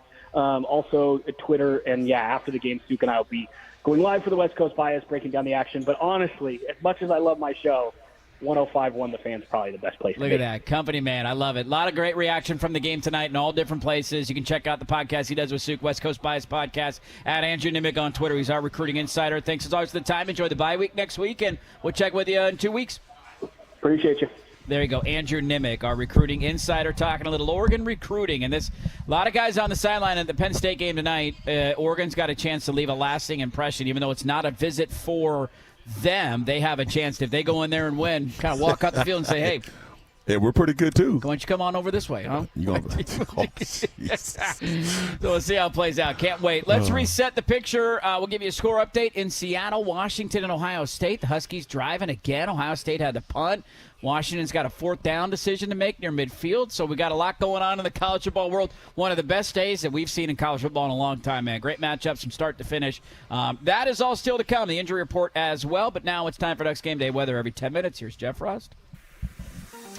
It is 74, partly cloudy here in Portland. Clouds should be burning off later this afternoon, looking at a high of 80. In-State College currently 74 with showers in the area. As for the 4:30 kick at Beaver Stadium, 69 and cloudy with a slight chance of precipitation, but almost no wind. I'm Jeff Rust with Ducks Game Day weather every 10 minutes. Time for the second half. Live from Grand Central Bowl and Arcade, Coors Light presents Ducks Game Day. Coors Light, choose chill, celebrate responsibly. Today, we talk with our pads. Under center for Dante Moore. And back to Croft, little play action. Wants to go in zone, got Sadiq, got a touchdown. Kenyon Sadiq. We're getting you ready for today's game between the Oregon Ducks and the Penn State Nittany Lions in State College, Pennsylvania. Oregon Ducks football on the Fan is brought to you by Coors Light, Decana Dealerships, Philbrook Law, Zoom Care, Bellagio's Pizza, Langdon Farms Golf Club, Wilsonville Toyota, Mountaintop Metal Roofing, Victor Rico's Mexican Food, Legends Casino Hotel, Mods PDX, and Laurelhurst Market Steakhouse and Butcher Shop. Touchdown, Oregon!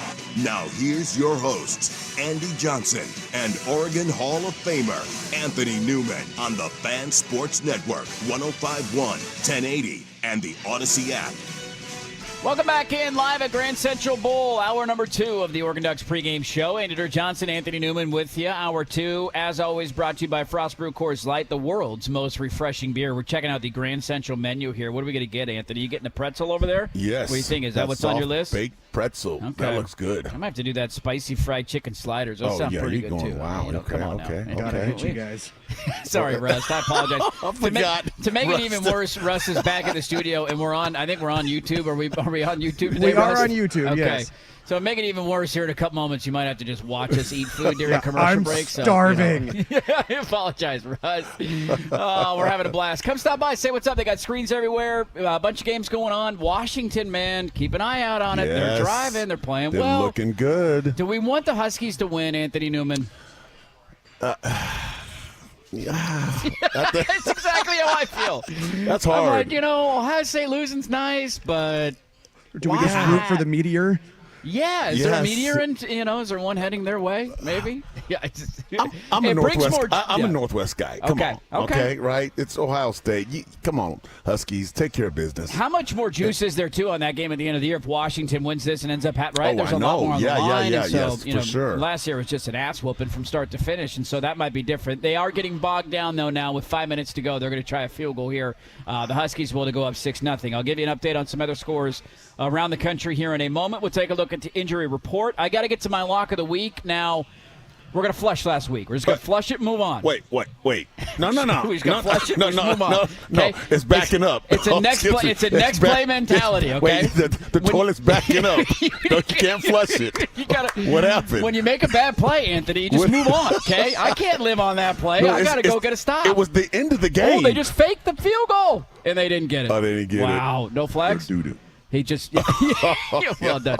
That's look, the Huskies. That lock of the week pick last week, that was a doo-doo pick. Okay. It was a doo-doo pick. We'll try not to be doo-doo this week. So we'll see how that goes. We're just getting having some fun out here, man. Washington, ballsy move by Jed Fish, and it did not work. It looked like the guy running downfield didn't even know they were going to throw him the ball. That's He didn't even turn around. No, he was blocking. He's blocking a guy. You throw it to him.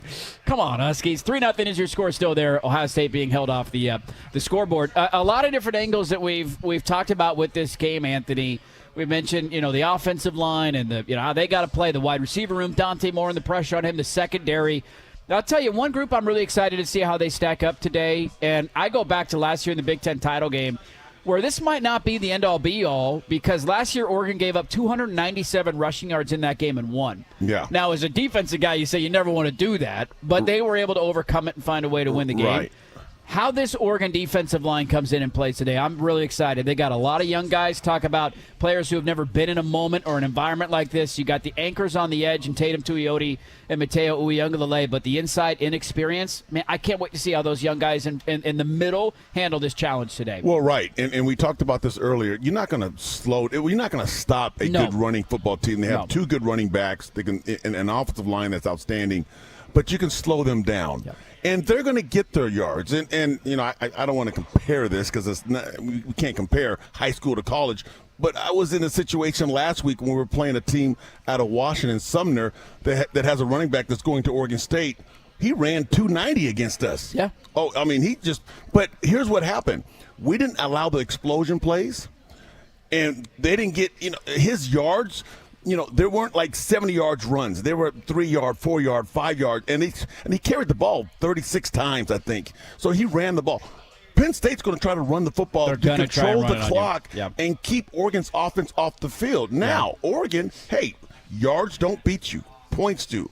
They can get all the yards they want rushing the ball. Who cares? Long as they don't score. As long as we don't give them those explosion plays where it's like, it's third and 5, and all of a sudden the guy takes it 60 for a touchdown. Yeah. And you just within that defensive series you had 2 plays. No, you want them to have that 12 to 15 play drive and make a mistake or get 3 points out of it. Yeah. That's okay. So that's the challenge that the front seven you talked about. It's going to be a challenge for them to stop that game. For sure because will, man. They're going to, Oregon, think about last year. They couldn't really stop the run, Oregon. I'll just be real. I mean, they had a hard time with it. Oregon's defense is better this year. But still, there's challenges. We've seen at times, man, they're running the ball against Northwestern Oregon. ran it on them a little bit. Oregon State had the one drive, yeah. Penn State, this is a copycat business. Penn State's going to look at that film and go, well, we can run the ball. Yeah. And now that's what they're going to do. Yeah, it's a great point. I mean, even just using this Ohio State-Washington game, for example, Ohio State opening drive of the game, they went all the way down the length of the field, got inside the 5-yard line, 4th and goal stop, no points. Yeah.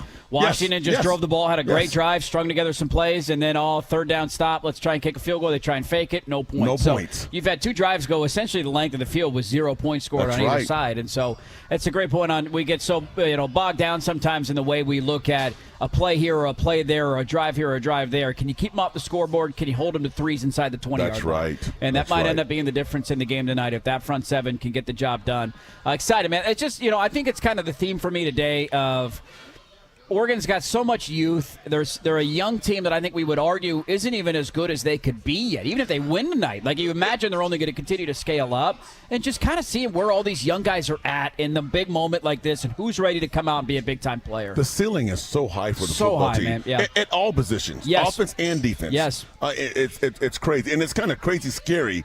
And I've talked to a couple of Oregon coaches, and they say, Anthony, these guys can play. Yeah. And they're young. Yep. They're babies. They were giving people more. I mean, they didn't want to say too much. No, they didn't. In August. They wanted kind of like, I think they enjoy being the underdog and coming into the year. Penn State and Ohio State won the title, and they were just kind of, we're just, hey, remember us? We won the conference last year. We're still playing football. They were quietly very confident in August, and I think so far the first month of the season, that confidence has been backed up, and now we get to see how they do it against a big-time opponent, 4:30, Oregon and Penn State, getting closer. Let's get to the Zoom Care injury report. We're going to order our food, make Jeff Russ jealous, and get our food coming this way. We'll update you on some scores around the country and take a look at the injury report. That's coming up next. Ducks pregame show live out of Grand Central Bowl. Stop by, say what's up, hanging out until 2:30 today, and then the big watch party starts, of course, with the game at 4:30. Injury report next on The Fan.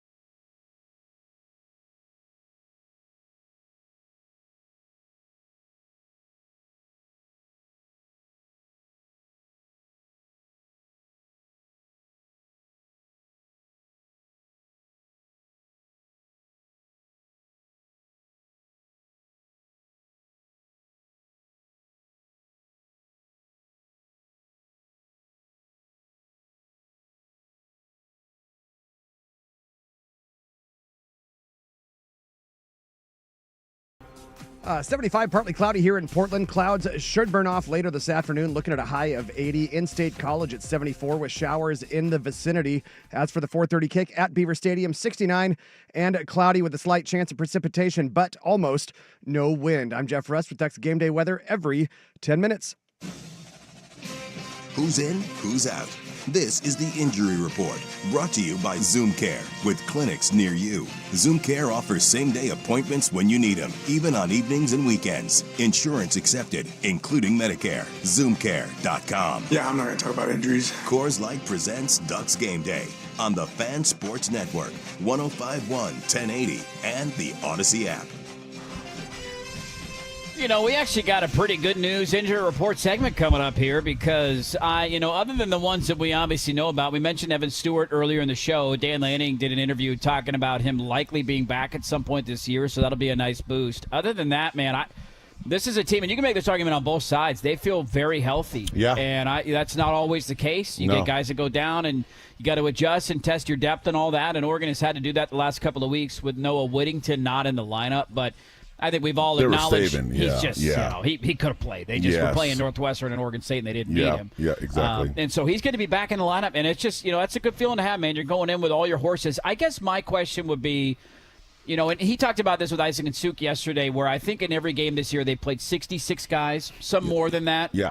But I think at the bare minimum has been 66. Now, that will get coupled down a little bit, but the balance of your best guys playing, but also wanting guys fresh, and how many running backs get a carry today? How many guys in the secondary do we see rotating in and out? You're healthy, you have your full complement of your roster, and I'm really curious how many of those guys end up playing in this game, meaningful snaps, and how many of the guys they trust to play above the line football. Oh, it's funny, we make fun of the running back group. There's 18,000 running backs. Right. There's a gang of receivers. But it is a good thing. And when we're talking about reps, we're talking about guys, the playing time. On an average, the offense has 65 plays per game. And you have guys that is going to be a starter. And they may get most of those plays. But if you can rotate and get other guys in, now that starter who is fresh, he's good, you got to last the whole season. So you got to try to manage this. And if he's getting 65 plays, every game, he's going to get beat up over time. Who else do you have to use? Well, Oregon, they got so many receivers and running backs. I mean, here's my problem with the running backs. As a running back, I want to carry the football. You want to get into a rhythm. I want to get into a rhythm. I don't want to maybe have 2 carries and then you're taking me out of the game. You think they'll do that with Noah today? I don't know. Yeah. I was a little surprised they were doing it pretty quick last week. They were rotating almost every other play. Yeah. I'm thinking you can't get a feel of the game. And I can't remember who had a good run. Somebody had a good run up the last, and he jumped up like, "Hey, I'm ready to go," and they were taking him out. Hey, come over here. Come over here. Yeah. And so sometimes that is hard also because you're playing like, "Hey, coach, watch me. I can play. I'll make some plays for you." That's a good point. But when you take me out, now I'm just sitting on the sideline. Now I get cold again. So but receivers, it's the same thing. We always say this. We tell the kids, make us play you. That means if you produce, and you make plays, force the issue. We have to we have to play you because you're too good to be standing on the sideline. But Oregon, these players are all equal. So you're just rotating guys, which is a good thing because they're healthy. Right. But it's with the running back crew, it could be a problem over time. It's interesting you mentioned that because I was curious. I pulled up Jordan James' numbers from last year, and he was kind of this way until the lead into the Ohio State game. He was 15 carries in game 1, 17 in game 2, 12 in game 3, and then all of a sudden it was 20, 24, 23. And so you saw an increase there in the workload. And so to that point, I think it's a great one on running backs who get a feel and a rhythm and, getting certain reads on what the defense is doing, and you can kind of get some tells on guys. And if you're only, I think Noah Whittington hasn't had more than 4 carries in a game this year. That's right. He's averaging like 18 yards a carry. He's averaging exactly 100 yards a game almost, so he's been effective. And a lot of that is just because it's blowouts. But they haven't used him a ton. And so I think that's a great point on the delicate balance of you want guys that are fresh, you want bodies that are ready to go when they step on the field, but also do you ever sacrifice some of the flow and the rhythm of the game and guys getting involved? And with today's game, the NIL, the transfer portal, it's a huge part of it, man. You can't keep players. Yeah. Because they're going to go somewhere else. Yeah. So if you have 5 good running backs. Well, how much of that is the plan from them of like, hey, we don't want, you're all playing. Yes. Now, we don't got one guy getting 30 carries a game, but you're all touching the ball. True. So, yeah. There's no right answer to it, but I think your point on rhythm is valid. That's one of those things that I have kind of circled going into the game tonight. No, Whittington's going to be back. We know he's going to play. Is he getting 20 carries? Or is it 8 carries for him, 7 carries for Jaden Lamar, 5 carries for, Dier Hill, 5 carries for Davidson, 5 carries for Mekhi Hughes? Let's count the running backs. I mean, you got 5. You got 6. There's 6 running backs that have played and gotten carries this year. They got 6. And so I don't know how to do it. I've never. Well, wait. You have an offense. You have 6 running backs, but you have an offense that's 1 running back on the field at one time. Right. It's not like the old school. You had 2 running backs. You have 1 running back. They got a couple of sets where they'll do it, but not very often. Not very often at all. So we'll see, man. I'm excited that he's back. No, Whittington, everything he went through with the injury, to have him healthy, playing in a big game like this, to be the feature guy, he will be that tonight. It's just a question of how much do we see the other backs behind him. It's one of the looming things we got to figure out for this one. The injury report brought to you by ZoomCare. With more than 20 neighborhood clinics in Oregon and Southwest Washington, ZoomCare offers convenient access to same-day urgent and emergency care, plus an expanded primary care team currently accepting new patients. Schedule or learn more at ZoomCare.com. You know what we do next? We flush it and we move on. Next play mentality. That's what we have on this show. There you go. We just gave up a bomb on 4th down. That's okay. We're moving on to the next play. Who do we like today? What's the lock? That's next, live out of Grand Central Bowl. Oregon Ducks pregame show on 105.1 FM, The Fan.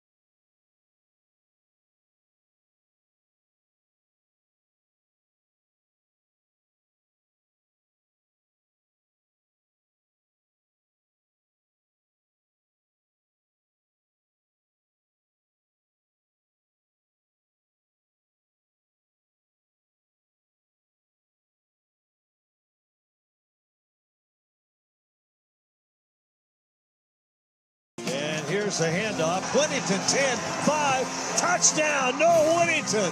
Where our hosts share their picks of the week. Brought to you by Legends Casino Hotel in Toppenish, Washington. Within winning distance. Coors Light presents Ducks Game Day on the Fan Sports Network. 105.1, 1080, and the Odyssey app. All right, you're going to hear from Joey Harrington coming up in a moment. No, he's not walking by our set this week, but he was on with Isaac and Suk. So you hear from him. He's on every Friday. What did he have to say about this game and this matchup? We'll see if we can get Jorgie on. Jorgie sent me a text, said phone service is not going great out there. in Happy Valley. So we'll see if we can get Jorgie to get a call through and get him on coming up in a little bit.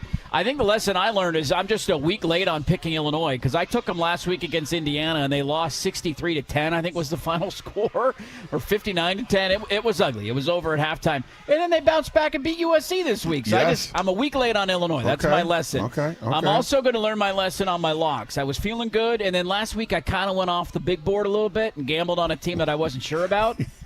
So we're going to go back to Old Faithful. You know what Old Faithful is in college football? What is that? It's the Georgia Bulldogs. The Georgia Bulldogs are at home tonight. Yeah, okay. Now, they got a game. I don't know how everybody's going to do the watching. I know here locally we'll have Oregon, Penn State on the big screen. Georgia-Bama's at the same exact time. Yeah. You got 2 games at 4:30 between top 10 teams. Well, I guess Alabama's not top 10, but close. Georgia has won 34 consecutive home games. Yeah. It's the longest winning streak in the country. You want another fun fact about how dumb SEC scheduling is? Kirby Smart's been there for a decade. This is the first time that Alabama's playing in Athens since really? Kirby Smart got hired. Really? They have not played in He's gone to Tuscaloosa. They played in SEC title games. They have not made a trip to Athens, Georgia until now in Kirby Smart's tenure. They've been waiting for this game. It's a night game down there. I think they're going to do a blackout. They're sub a field goal. I just need them to win by 3. Georgia's more battle-tested. I trust them more, and I trust their head coach more. That's great. I'm taking Georgia tonight. That's easy. 4:30 on ABC. Is that kind of too easy? Hey, look. Sometimes you got to make your layups. You got to make your layups, and then we'll move back to a three-pointer. Okay. Let's make something in the paint here, and then we'll feel confident. I agree with you. Good job. Good job. No Good job. 18-footers from the elbow right now. Nice shot. I love how it always turns into Family Feud when we do this. Right answer. Good answer.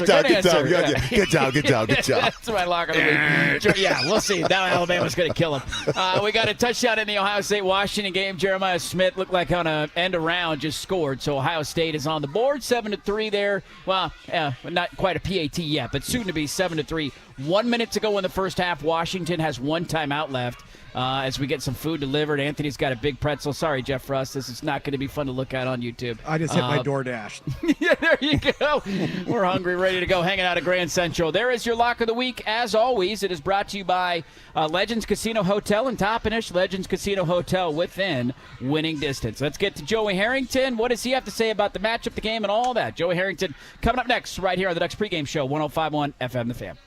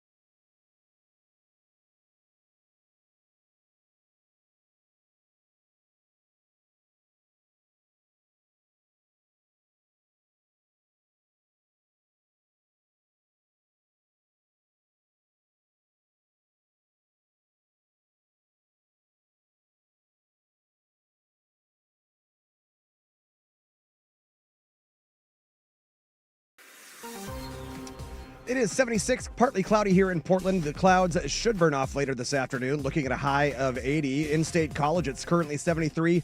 Showers in the area. As for the 4:30 kick at Beaver Stadium, 69 and cloudy with a slight chance of precipitation, but almost no wind. I'm Jeff Rust with Ducks Game Day weather every 10 minutes. The all-new 2026 Hyundai.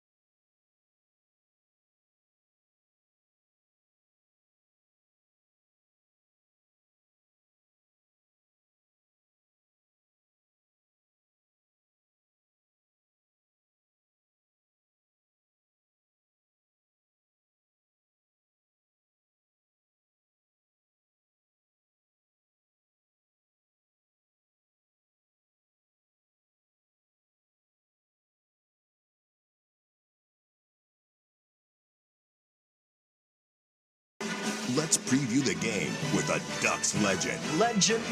Wait for it.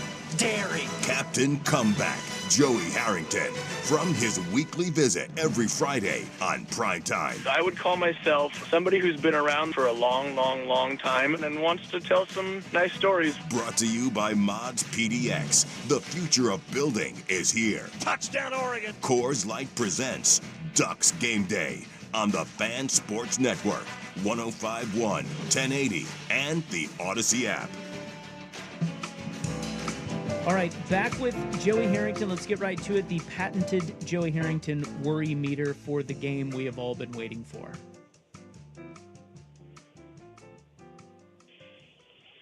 5. Ooh. Pretty confident. That's not too bad. I'm right in the middle. Yeah. Because I feel really, are there things that will tip things in the favor of Penn State?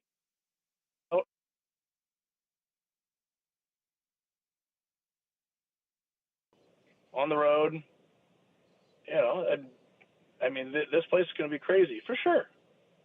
But I think Oregon's the better team right now. I don't know. Like I've been so impressed with the way, and we talked about this. I was curious to see how Dante started the season. Pretty dang good. And that's not to say that he can't, if he goes out and doesn't play well in his first major road game, that all of a sudden, all bets are off and the guy sucks. Like, no. Like, the way he has played to start this season gives me confidence that he can play well in a big game environment on the road. And if the chips do fall the other way, for a whole host of reasons, that would be very legitimate.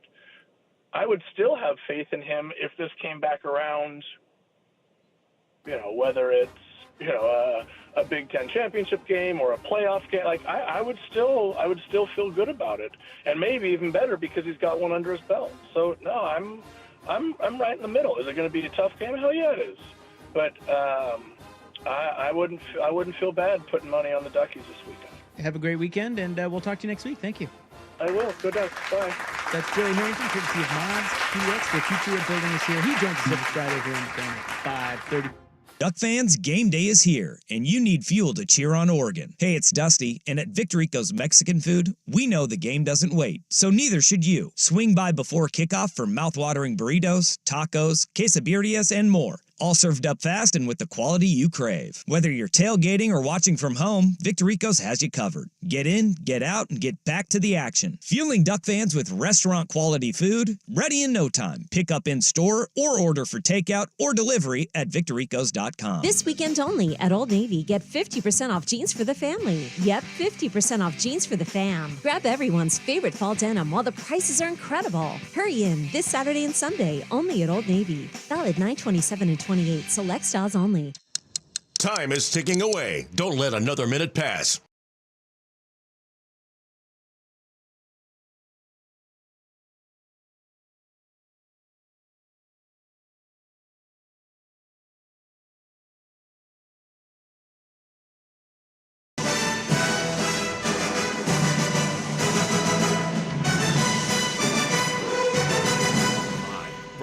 Central Bowl and Arcade, Coors Light presents Ducks Game Day. Coors Light, choose chill. Celebrate responsibly on the Fan Sports Network, 105.1, 1080, and the Odyssey app.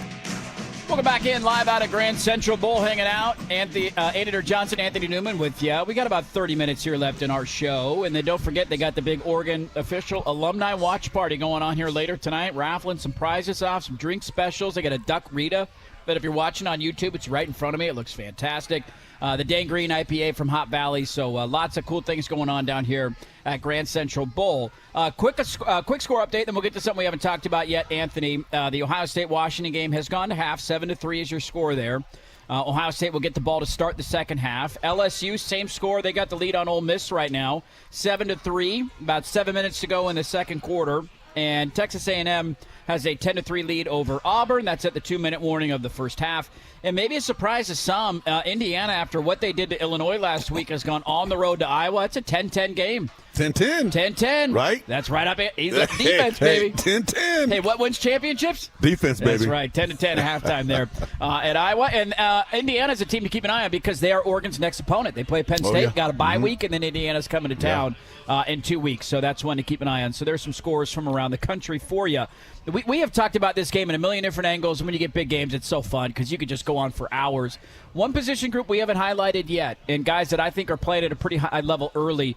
What did Bryce Betcher have, like 17 tackles in the first half last week? Yes. God, that guy was everywhere. Yes. But the linebackers in an offensive system that they're facing today, really going to challenge them, making sure that they can cover the gaps and run defense, and then also a guy who can pull it in zone reads, and he can use his legs. It's going to present some unique challenges for those linebackers today. Well, Tosh Lapoy in his defense, he's defensive coordinator. He's done a great job allowing the defensive linemen to tie up offensive linemen so linebackers can run free. They're not getting linemen downfield trying to get off blocks. And if you think about today's game, the linebackers are not big like they used to be. It's almost like, you have a big safety and then you put him down at linebacker now because the guy can run sideline to sideline. It's not the power game. We don't have the two running backs, two tight ends, downhill. They're not doing that anymore. So now you can have that fast linebacker who can cover at zone coverage, who can cover running backs out of the backfield, as well as, again, the ball's outside. They're throwing the ball hitches, bubbles, tunnel screens. You have to go from the middle of the field to get outside. Bryce Betcher, when you see him all over the field, you know he's working. He's 30 yards back. He's at the line of scrimmage. He's behind the line of scrimmage. Jerry Mixon is a guy that you need to keep an eye on. He's the future for this football team at the middle linebacker position. This young man has a knack for the ball. And when you can't coach that. No. Andy, you can't coach, just be around the ball, just make these plays. They just know how to do that. And you can say, I take all the credit. I'm his coach. Right. But the linebacker crew for Oregon is just outstanding. And this is the challenge this game because they have two good running backs. Yeah. Penn State, they're going to run the football. Let's see if these linebackers can get their work done. This is a group that I was so excited to watch coming into the year, and I know there was a lot of question marks in the secondary. There was question marks in the interior defensive line. There's question marks, really outside of Betcher at linebacker, right? Like, who else are you going to go to? And you point to a guy like Jerry Mixon, who's been outstanding. To see how they're ready to face this challenge, I got a feeling that this is one of the best Oregon defenses we've ever seen from a size, strength, athleticism standpoint, how quick they are. How versatile they are, how many different guys that they can play. They can come at you in waves. And so I'm fired up, man. The more we talk about it, the more my juices get flowing. I can't wait to see how those guys fly around and make plays today. But your point on Jerry Mixon and his ability to find the football is so good because I love hearing a story one time about Josh Wilcox told me when his brother Justin was a defensive coordinator at USC and he was standing on the sideline during a game and there was a fan that was yelling at him saying, call the touchdown play, right? It's like we see these guys make plays. Just go find the ball. Go get the ball. Jeez, go get the ball. What do you get the ball? He's right there. But it's not something that you just like. It's a DNA trait, man. It genuinely is. Yeah. You don't have the instincts of football that not everybody has. You don't have drills for that. Yeah. There's no. You don't. How do you practice that? You don't. It's instinct. Yeah. I think of Justin Flo back in the day. I know I joked about him a week or two ago and how he was, from a physicality standpoint, as impressive as you could be. But talk about not being able to find the football or read read a key of a guard pulling or whatever he's supposed to be focusing on. He's running He's running fast, but he's running in the wrong direction. Where is he today? I think he's at UNLV now. He's been to went to Arizona, transferred somewhere. I believe he's at UNLV now, but I might be wrong on that. But yeah, man, seeing these guys play and Betcher being the leader, that was one of the biggest strengths of that defense, of having him back. And you could tell last week, and I know, we talked about it to open the pregame show last week, Anthony, how much that game means to you as an Oregonian. And your record against Oregon State and being 4-0. And here's Bryce Betcher on the other side of it. He spent some time, and I'm sure you probably have memories like this, where he talked about after practice, I think it was on Thursday or Friday, pulls out a lawn chair and just sits in the end zone at Autzen watching some final drills and kind of just to appreciate and soak it all in, because he knew it was the last time that he was going to play Oregon State, and his run's coming to an end here. And what a great guy to have, being the captain, the signal caller, the what do they call him, the green dot guy who's communicating with everybody. He's a special player, man. I think it's a little different with a kid who's really from the state of Oregon. Yeah. He's from Eugene. There's a different level of pride there, man. Yes, there's just like Herbert, all those. It's different. Yeah, it's different. So and then he was waiting for that, and maybe all the other reasons he wanted to come back and play another year, but that was probably one of them. That was part of it. Yeah. And tonight's game is probably part of it, too. Yes, it is. Yes, it is. Him, there's a lot of talk tonight on the revenge factor of Penn State, who lost in the Big Ten title game to Oregon. And that's obviously an angle in any game whenever you lose and you play them again.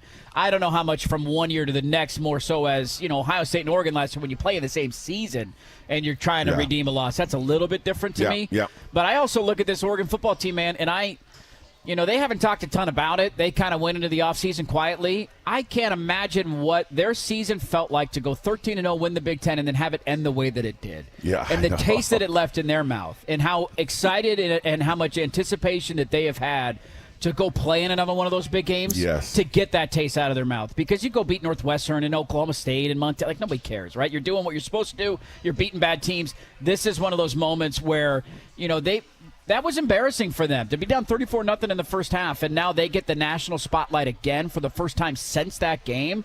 There's an angle there for me, man, that they've been trying to get that taste out of their mouth for a long time. Well, now. And I feel for the coaches because I know how you feel. You have a team, you think, okay, we have a great team, and all of a sudden you beat Ohio State, and then now you got them, and you got to go beat them again in the same season. Yes, and you just get demolished by them. And during the offseason, how do we get better? Yeah. What's going on here? And then so you got better, but you haven't told anybody. You know you have guys. you know you have dudes, but you haven't told anybody. Oh, everybody's picking Penn State to win, huh? Oh, it's okay. a big. All right. I'm telling you. Sounds good. So it's so now I think the coaches are just as excited as the players to go play in a game like this against Penn State. Without a back doubt. there with this group. Yeah, it's going to be a big one, man. We got a couple more segments to go here on our pregame show. We're getting closer. We'll see if we can get Jorgie on the phone. I know they're having some phone issues out there. We'll try and give him a call. Only a couple segments to go for us live out of Grand Central Bowl. But Mike Jorgensen, hopefully, is next on 105.1 FM. The Fan. First, here's Russ with Ducks Game Day weather every 10 minutes. It is 76 and sunny here in Portland. Clouds should be burning off later this afternoon. Looking at a high of 80. In-State College 73 with showers in the area. As for the 4:30 kick at Beaver Stadium, 69 and cloudy with a slight chance of precipitation, but almost no wind. I'm Jeff Rust with Ducks Game Day weather every 10 minutes. Bellagio's Pizza, a Northwest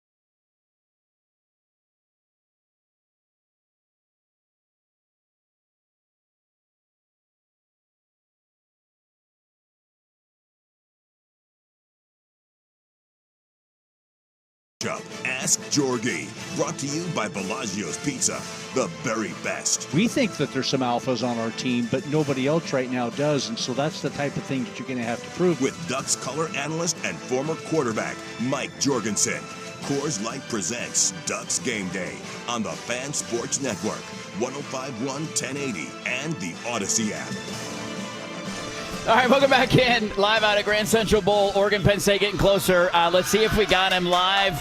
We got a live audience out here, dude. People yelling. We got 300 games getting bowled, man. Behind us. Kids winning the claw game behind us. There's all sorts of action going on. Mike Jorgensen live from Happy Valley. Do you read me, Mike Jorgensen? Can you hear me? I can hear you clearly, man. Clearly. Oh, okay. Where did we have to go in the stadium to get some phones? Are we in a bathroom? Are we in a closet? Where are we right now?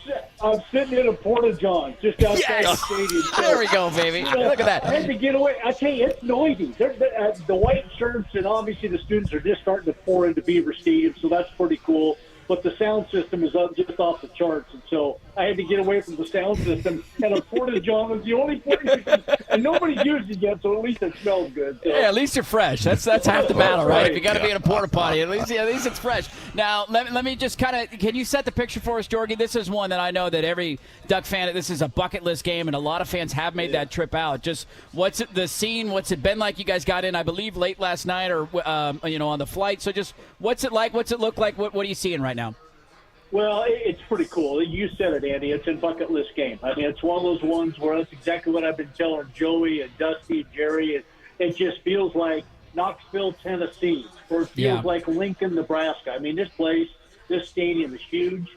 It's going to be packed tonight. The noise is already off the charts. The tailgating, I mean, Oregon fans are great tailgaters. They got no idea what it's like to tailgate the way that these guys do it. And it goes on for miles. I guess when you have 110,000 people, that's the way it works. But, guys, it's huge, obviously. I mean, this is going to be – the atmosphere is going to be a huge test for this Oregon team.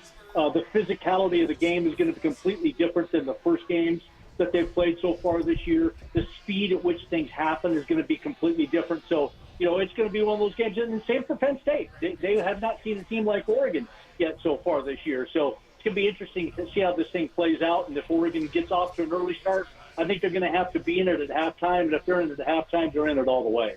Yeah.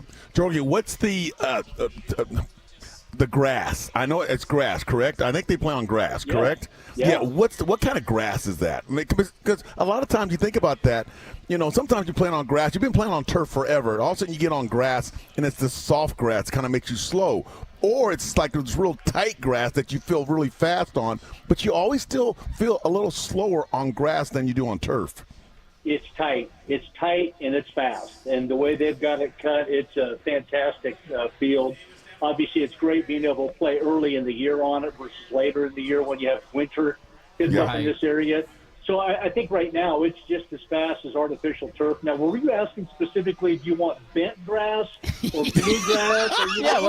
What's a strand, Jorgie? Come on. Hey, I'm picky when I know He's only playing on Bermuda, Jorgie. Okay, if it ain't Bermuda, he ain't going out there. If I'm covering these receivers, I got to know what I'm dealing with my footing.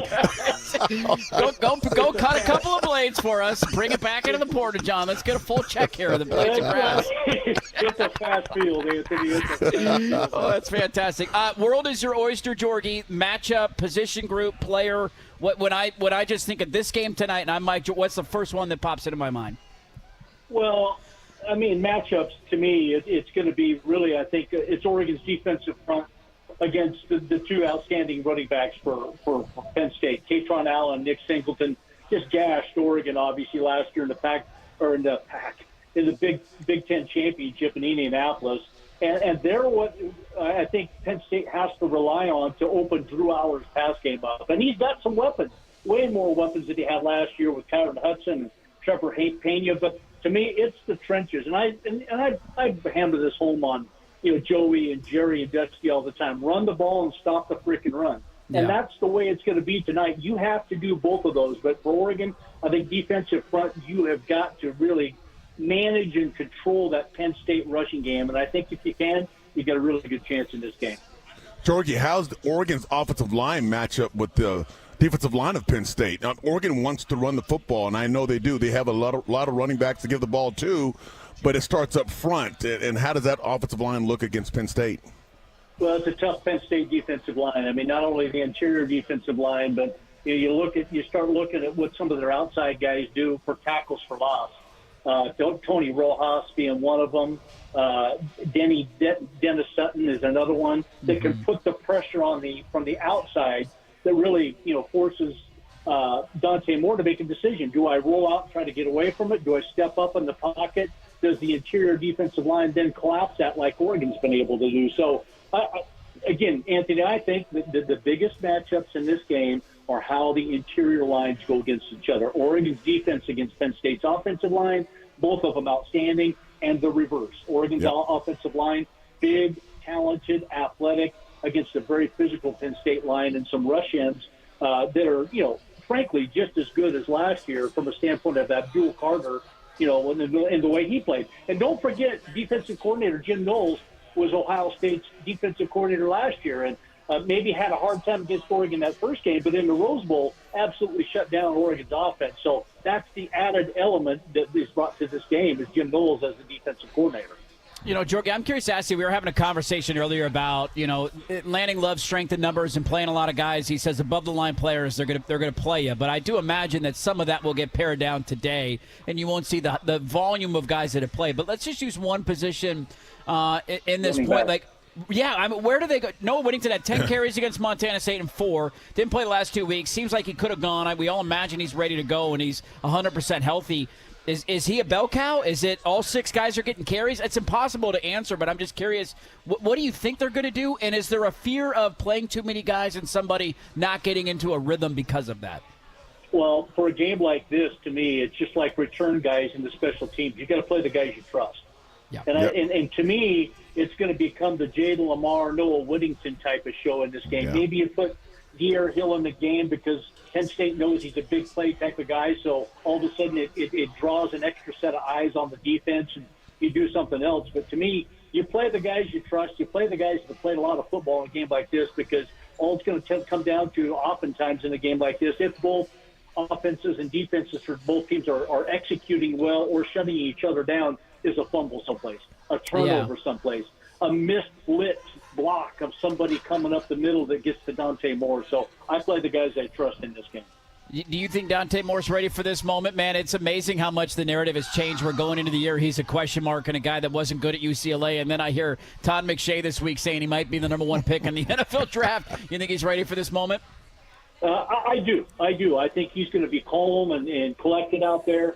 This is his biggest moment on a national stage against the best team that he's played against so far as Oregon's quarterback. And frankly, when he played at UCLA, he hasn't played against a team like this. So this is going to be a litmus test of the type of guy he is. And if he gets help, obviously, protected by an offensive line, a little bit of running game to go with it, it's going to be interesting to see how this game plays out with him as Oregon's quarterback. And I think he's got what it takes. Now everybody else has to pitch in and make that part of the deal. Now, when Jorge was at Oregon, did you get to wear glow-in-the-dark cleats too? Yeah.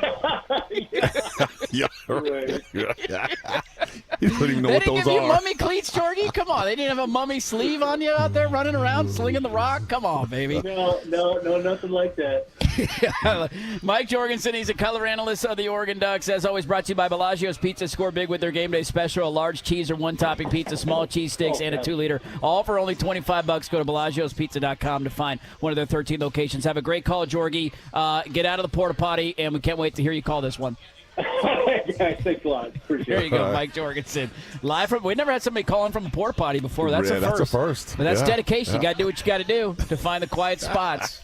Did they give you glow-in-the-dark cleats when you were there? Huh? I had to get my cleats at J.C. Penney's. We didn't. Oregon wasn't. Nike wasn't helping us out there. You go up to G.I. Joe's for the weekend and get your cleats. Yeah. We don't have it. We didn't have that deal yet. Huh? I didn't have that deal yet. Oh man, the mummy uniforms are coming for you. Great stuff. Pick up some Jorge. cleats and wiper blades at G.I. Joe's. Yeah, you right? know, while you're there, maybe some concert tickets too. You know, it's a 3-for right there. Yeah, I love that place. That's a hell of a deal. I mean, R.I.P. G.I. Joe's, man. Pour some out. Absolutely. What's at stake? We only got a couple of segments to go. We're live out at Grand Central. Back after this on 105.1 FM, The Fan.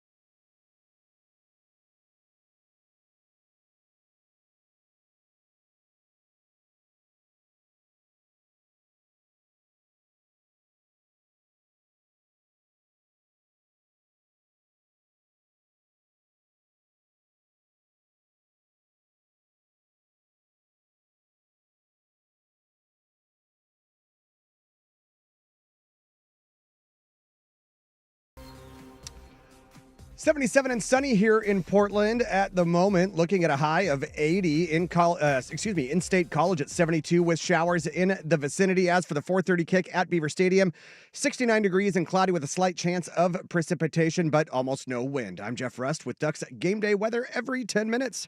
The grill is sizzling. Some teams are cooked. It's time for What's at Stake. You know what? I'm going to cook on your grill. A look at the smoking hot games in college football. Brought to you by Laurelhurst Market Steakhouse and Butcher Shop. More than just your favorite neighborhood steakhouse. I am going to have that third steak after all. Go ahead and put that order in now. Coors Light presents Ducks Game Day on the Fan Sports Network, 105.1, 1080, and the Odyssey app. Hey, make sure to tune in later tonight to the Dick Honda Dealerships post-game scoreboard show as Joe Fish and Jordan Schultz will break it all down for you tonight. If you're driving around on a Saturday night after the game and maybe celebrating and popping some bottles or something, or maybe we're commiserating over a loss, make sure to tune in to the Dick Honda Dealerships post-game scoreboard show. Let's get to What's at Stake, brought to you by Laurelhurst Market. It just, this seems like it's a good time to remind everybody, Anthony, that this is not the national championship. No. And a win tonight does not mean that you're going to win it, and a loss tonight does not mean that your season's over. So true. I would argue that's a good spot to be in college football. We get these big games. There's a lot of hype and anticipation that goes into it. And if you lose, hey, what do we need to clean up? Where do we go from here? And if you win, you're feeling great, but also got to stay focused. It's just what's at stake tonight is finding out where you're at against one of the best teams in the country on the road. Well, right. And then, if you win, good coaches say, when you win, you find a way to get better. Yep. And when you lose, you also find a way to get better. Yep. And, if you lose this game, it's early in the season, you understand that, hey, we have to wake up, we have to address some things, take care of some business, and then we're good to go. But if you win this game and you think that's the biggest game and you think you have arrived, that's when it can get you in trouble. Yeah. Okay, because all of a sudden there's a letdown. You haven't won the championship yet. There's a long ways to go. There's a long ways to go. So it's really another game. Yeah. And but yeah, it's the whiteout. It's at night. It's crazy. It's at Penn State, but it's another football game. You have to treat it the same way, except for that like that national championship game. It's the same game. Yep, no doubt about it. Laurelhurst Market brings you what's at stake, more than just your friendly neighborhood steakhouse. Make your reservation today at laurelhurstmarket.com. Final thoughts from us and a score prediction as we wrap up here live at Grand Central Bowl next. 105.1 FM The Fan.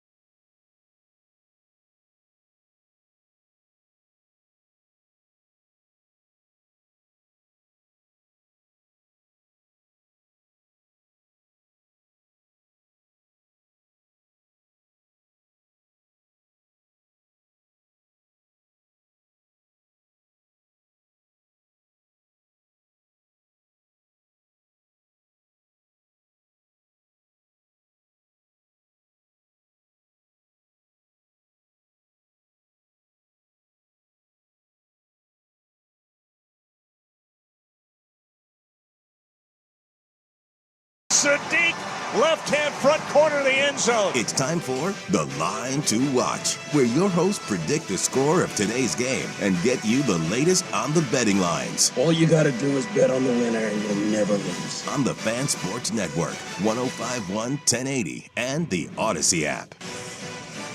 Okay. All right, welcome back in. Our final segment today. Quick score update. Ohio State's got a 7-3 lead on Washington. We're about halfway through the third quarter there. They're eating up some clock on this drive. They're driving the ball down at about the 30-yard line of the Huskies, so they're trying to take a two-score lead.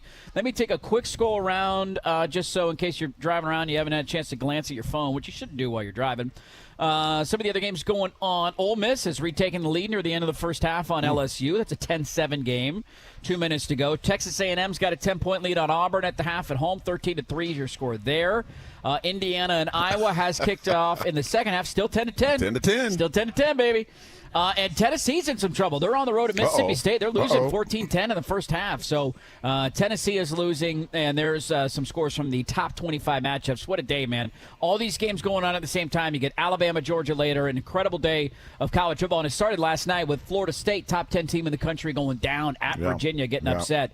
And if you haven't seen the videos online, one of the best field stormings you'll ever see. That thing was incredible, man. That was wild. I don't know if we've checked if that Florida State wide receiver's alive because he was in the corner of the end zone and couldn't catch it. And then he just disappeared. And I'm like, I hope that guy's okay. Yes. But that was a pretty cool field storming. Final thoughts and score prediction from you, Anthony Newman. I think Oregon's going to win this football game. I really do. I don't think Drew Aller has I don't know. He has talent, but I don't think he has it in this game. And against a team that can play, a team that can compete at that same level. Oregon's DBs are going to handle all the transfer receivers that came into the league for Penn State. And I think the running game for Oregon with Noah Winnington back is going to wake up. Having him healthy is huge, man. Yes, huge. I'll go Oregon's a 3.5-point dog. Give me 35-24 Ducks. Back and forth game, late score, seals it 35-24 Oregon with the win on the road at Penn State. There you like go. That? You like I like that? All right. Yeah. Hey, this was fun, man. Thanks everybody for stopping by, saying what's up out of Grand Central Bowl. It was the food's incredible, man. I got it. Unreal. I got it. This is getting dangerous over here. It was fantastic. Thanks everybody for stopping by. Enjoy the game. Make sure to stop by later tonight for the alumni watch party, 4:30 for the game. Raffles, prizes, all that stuff. And we will talk to you not next week. They got to buy in 2 weeks down at Autzen Stadium when Indiana's in town. Thanks for tuning in, everybody. Until next time, go Ducks. This has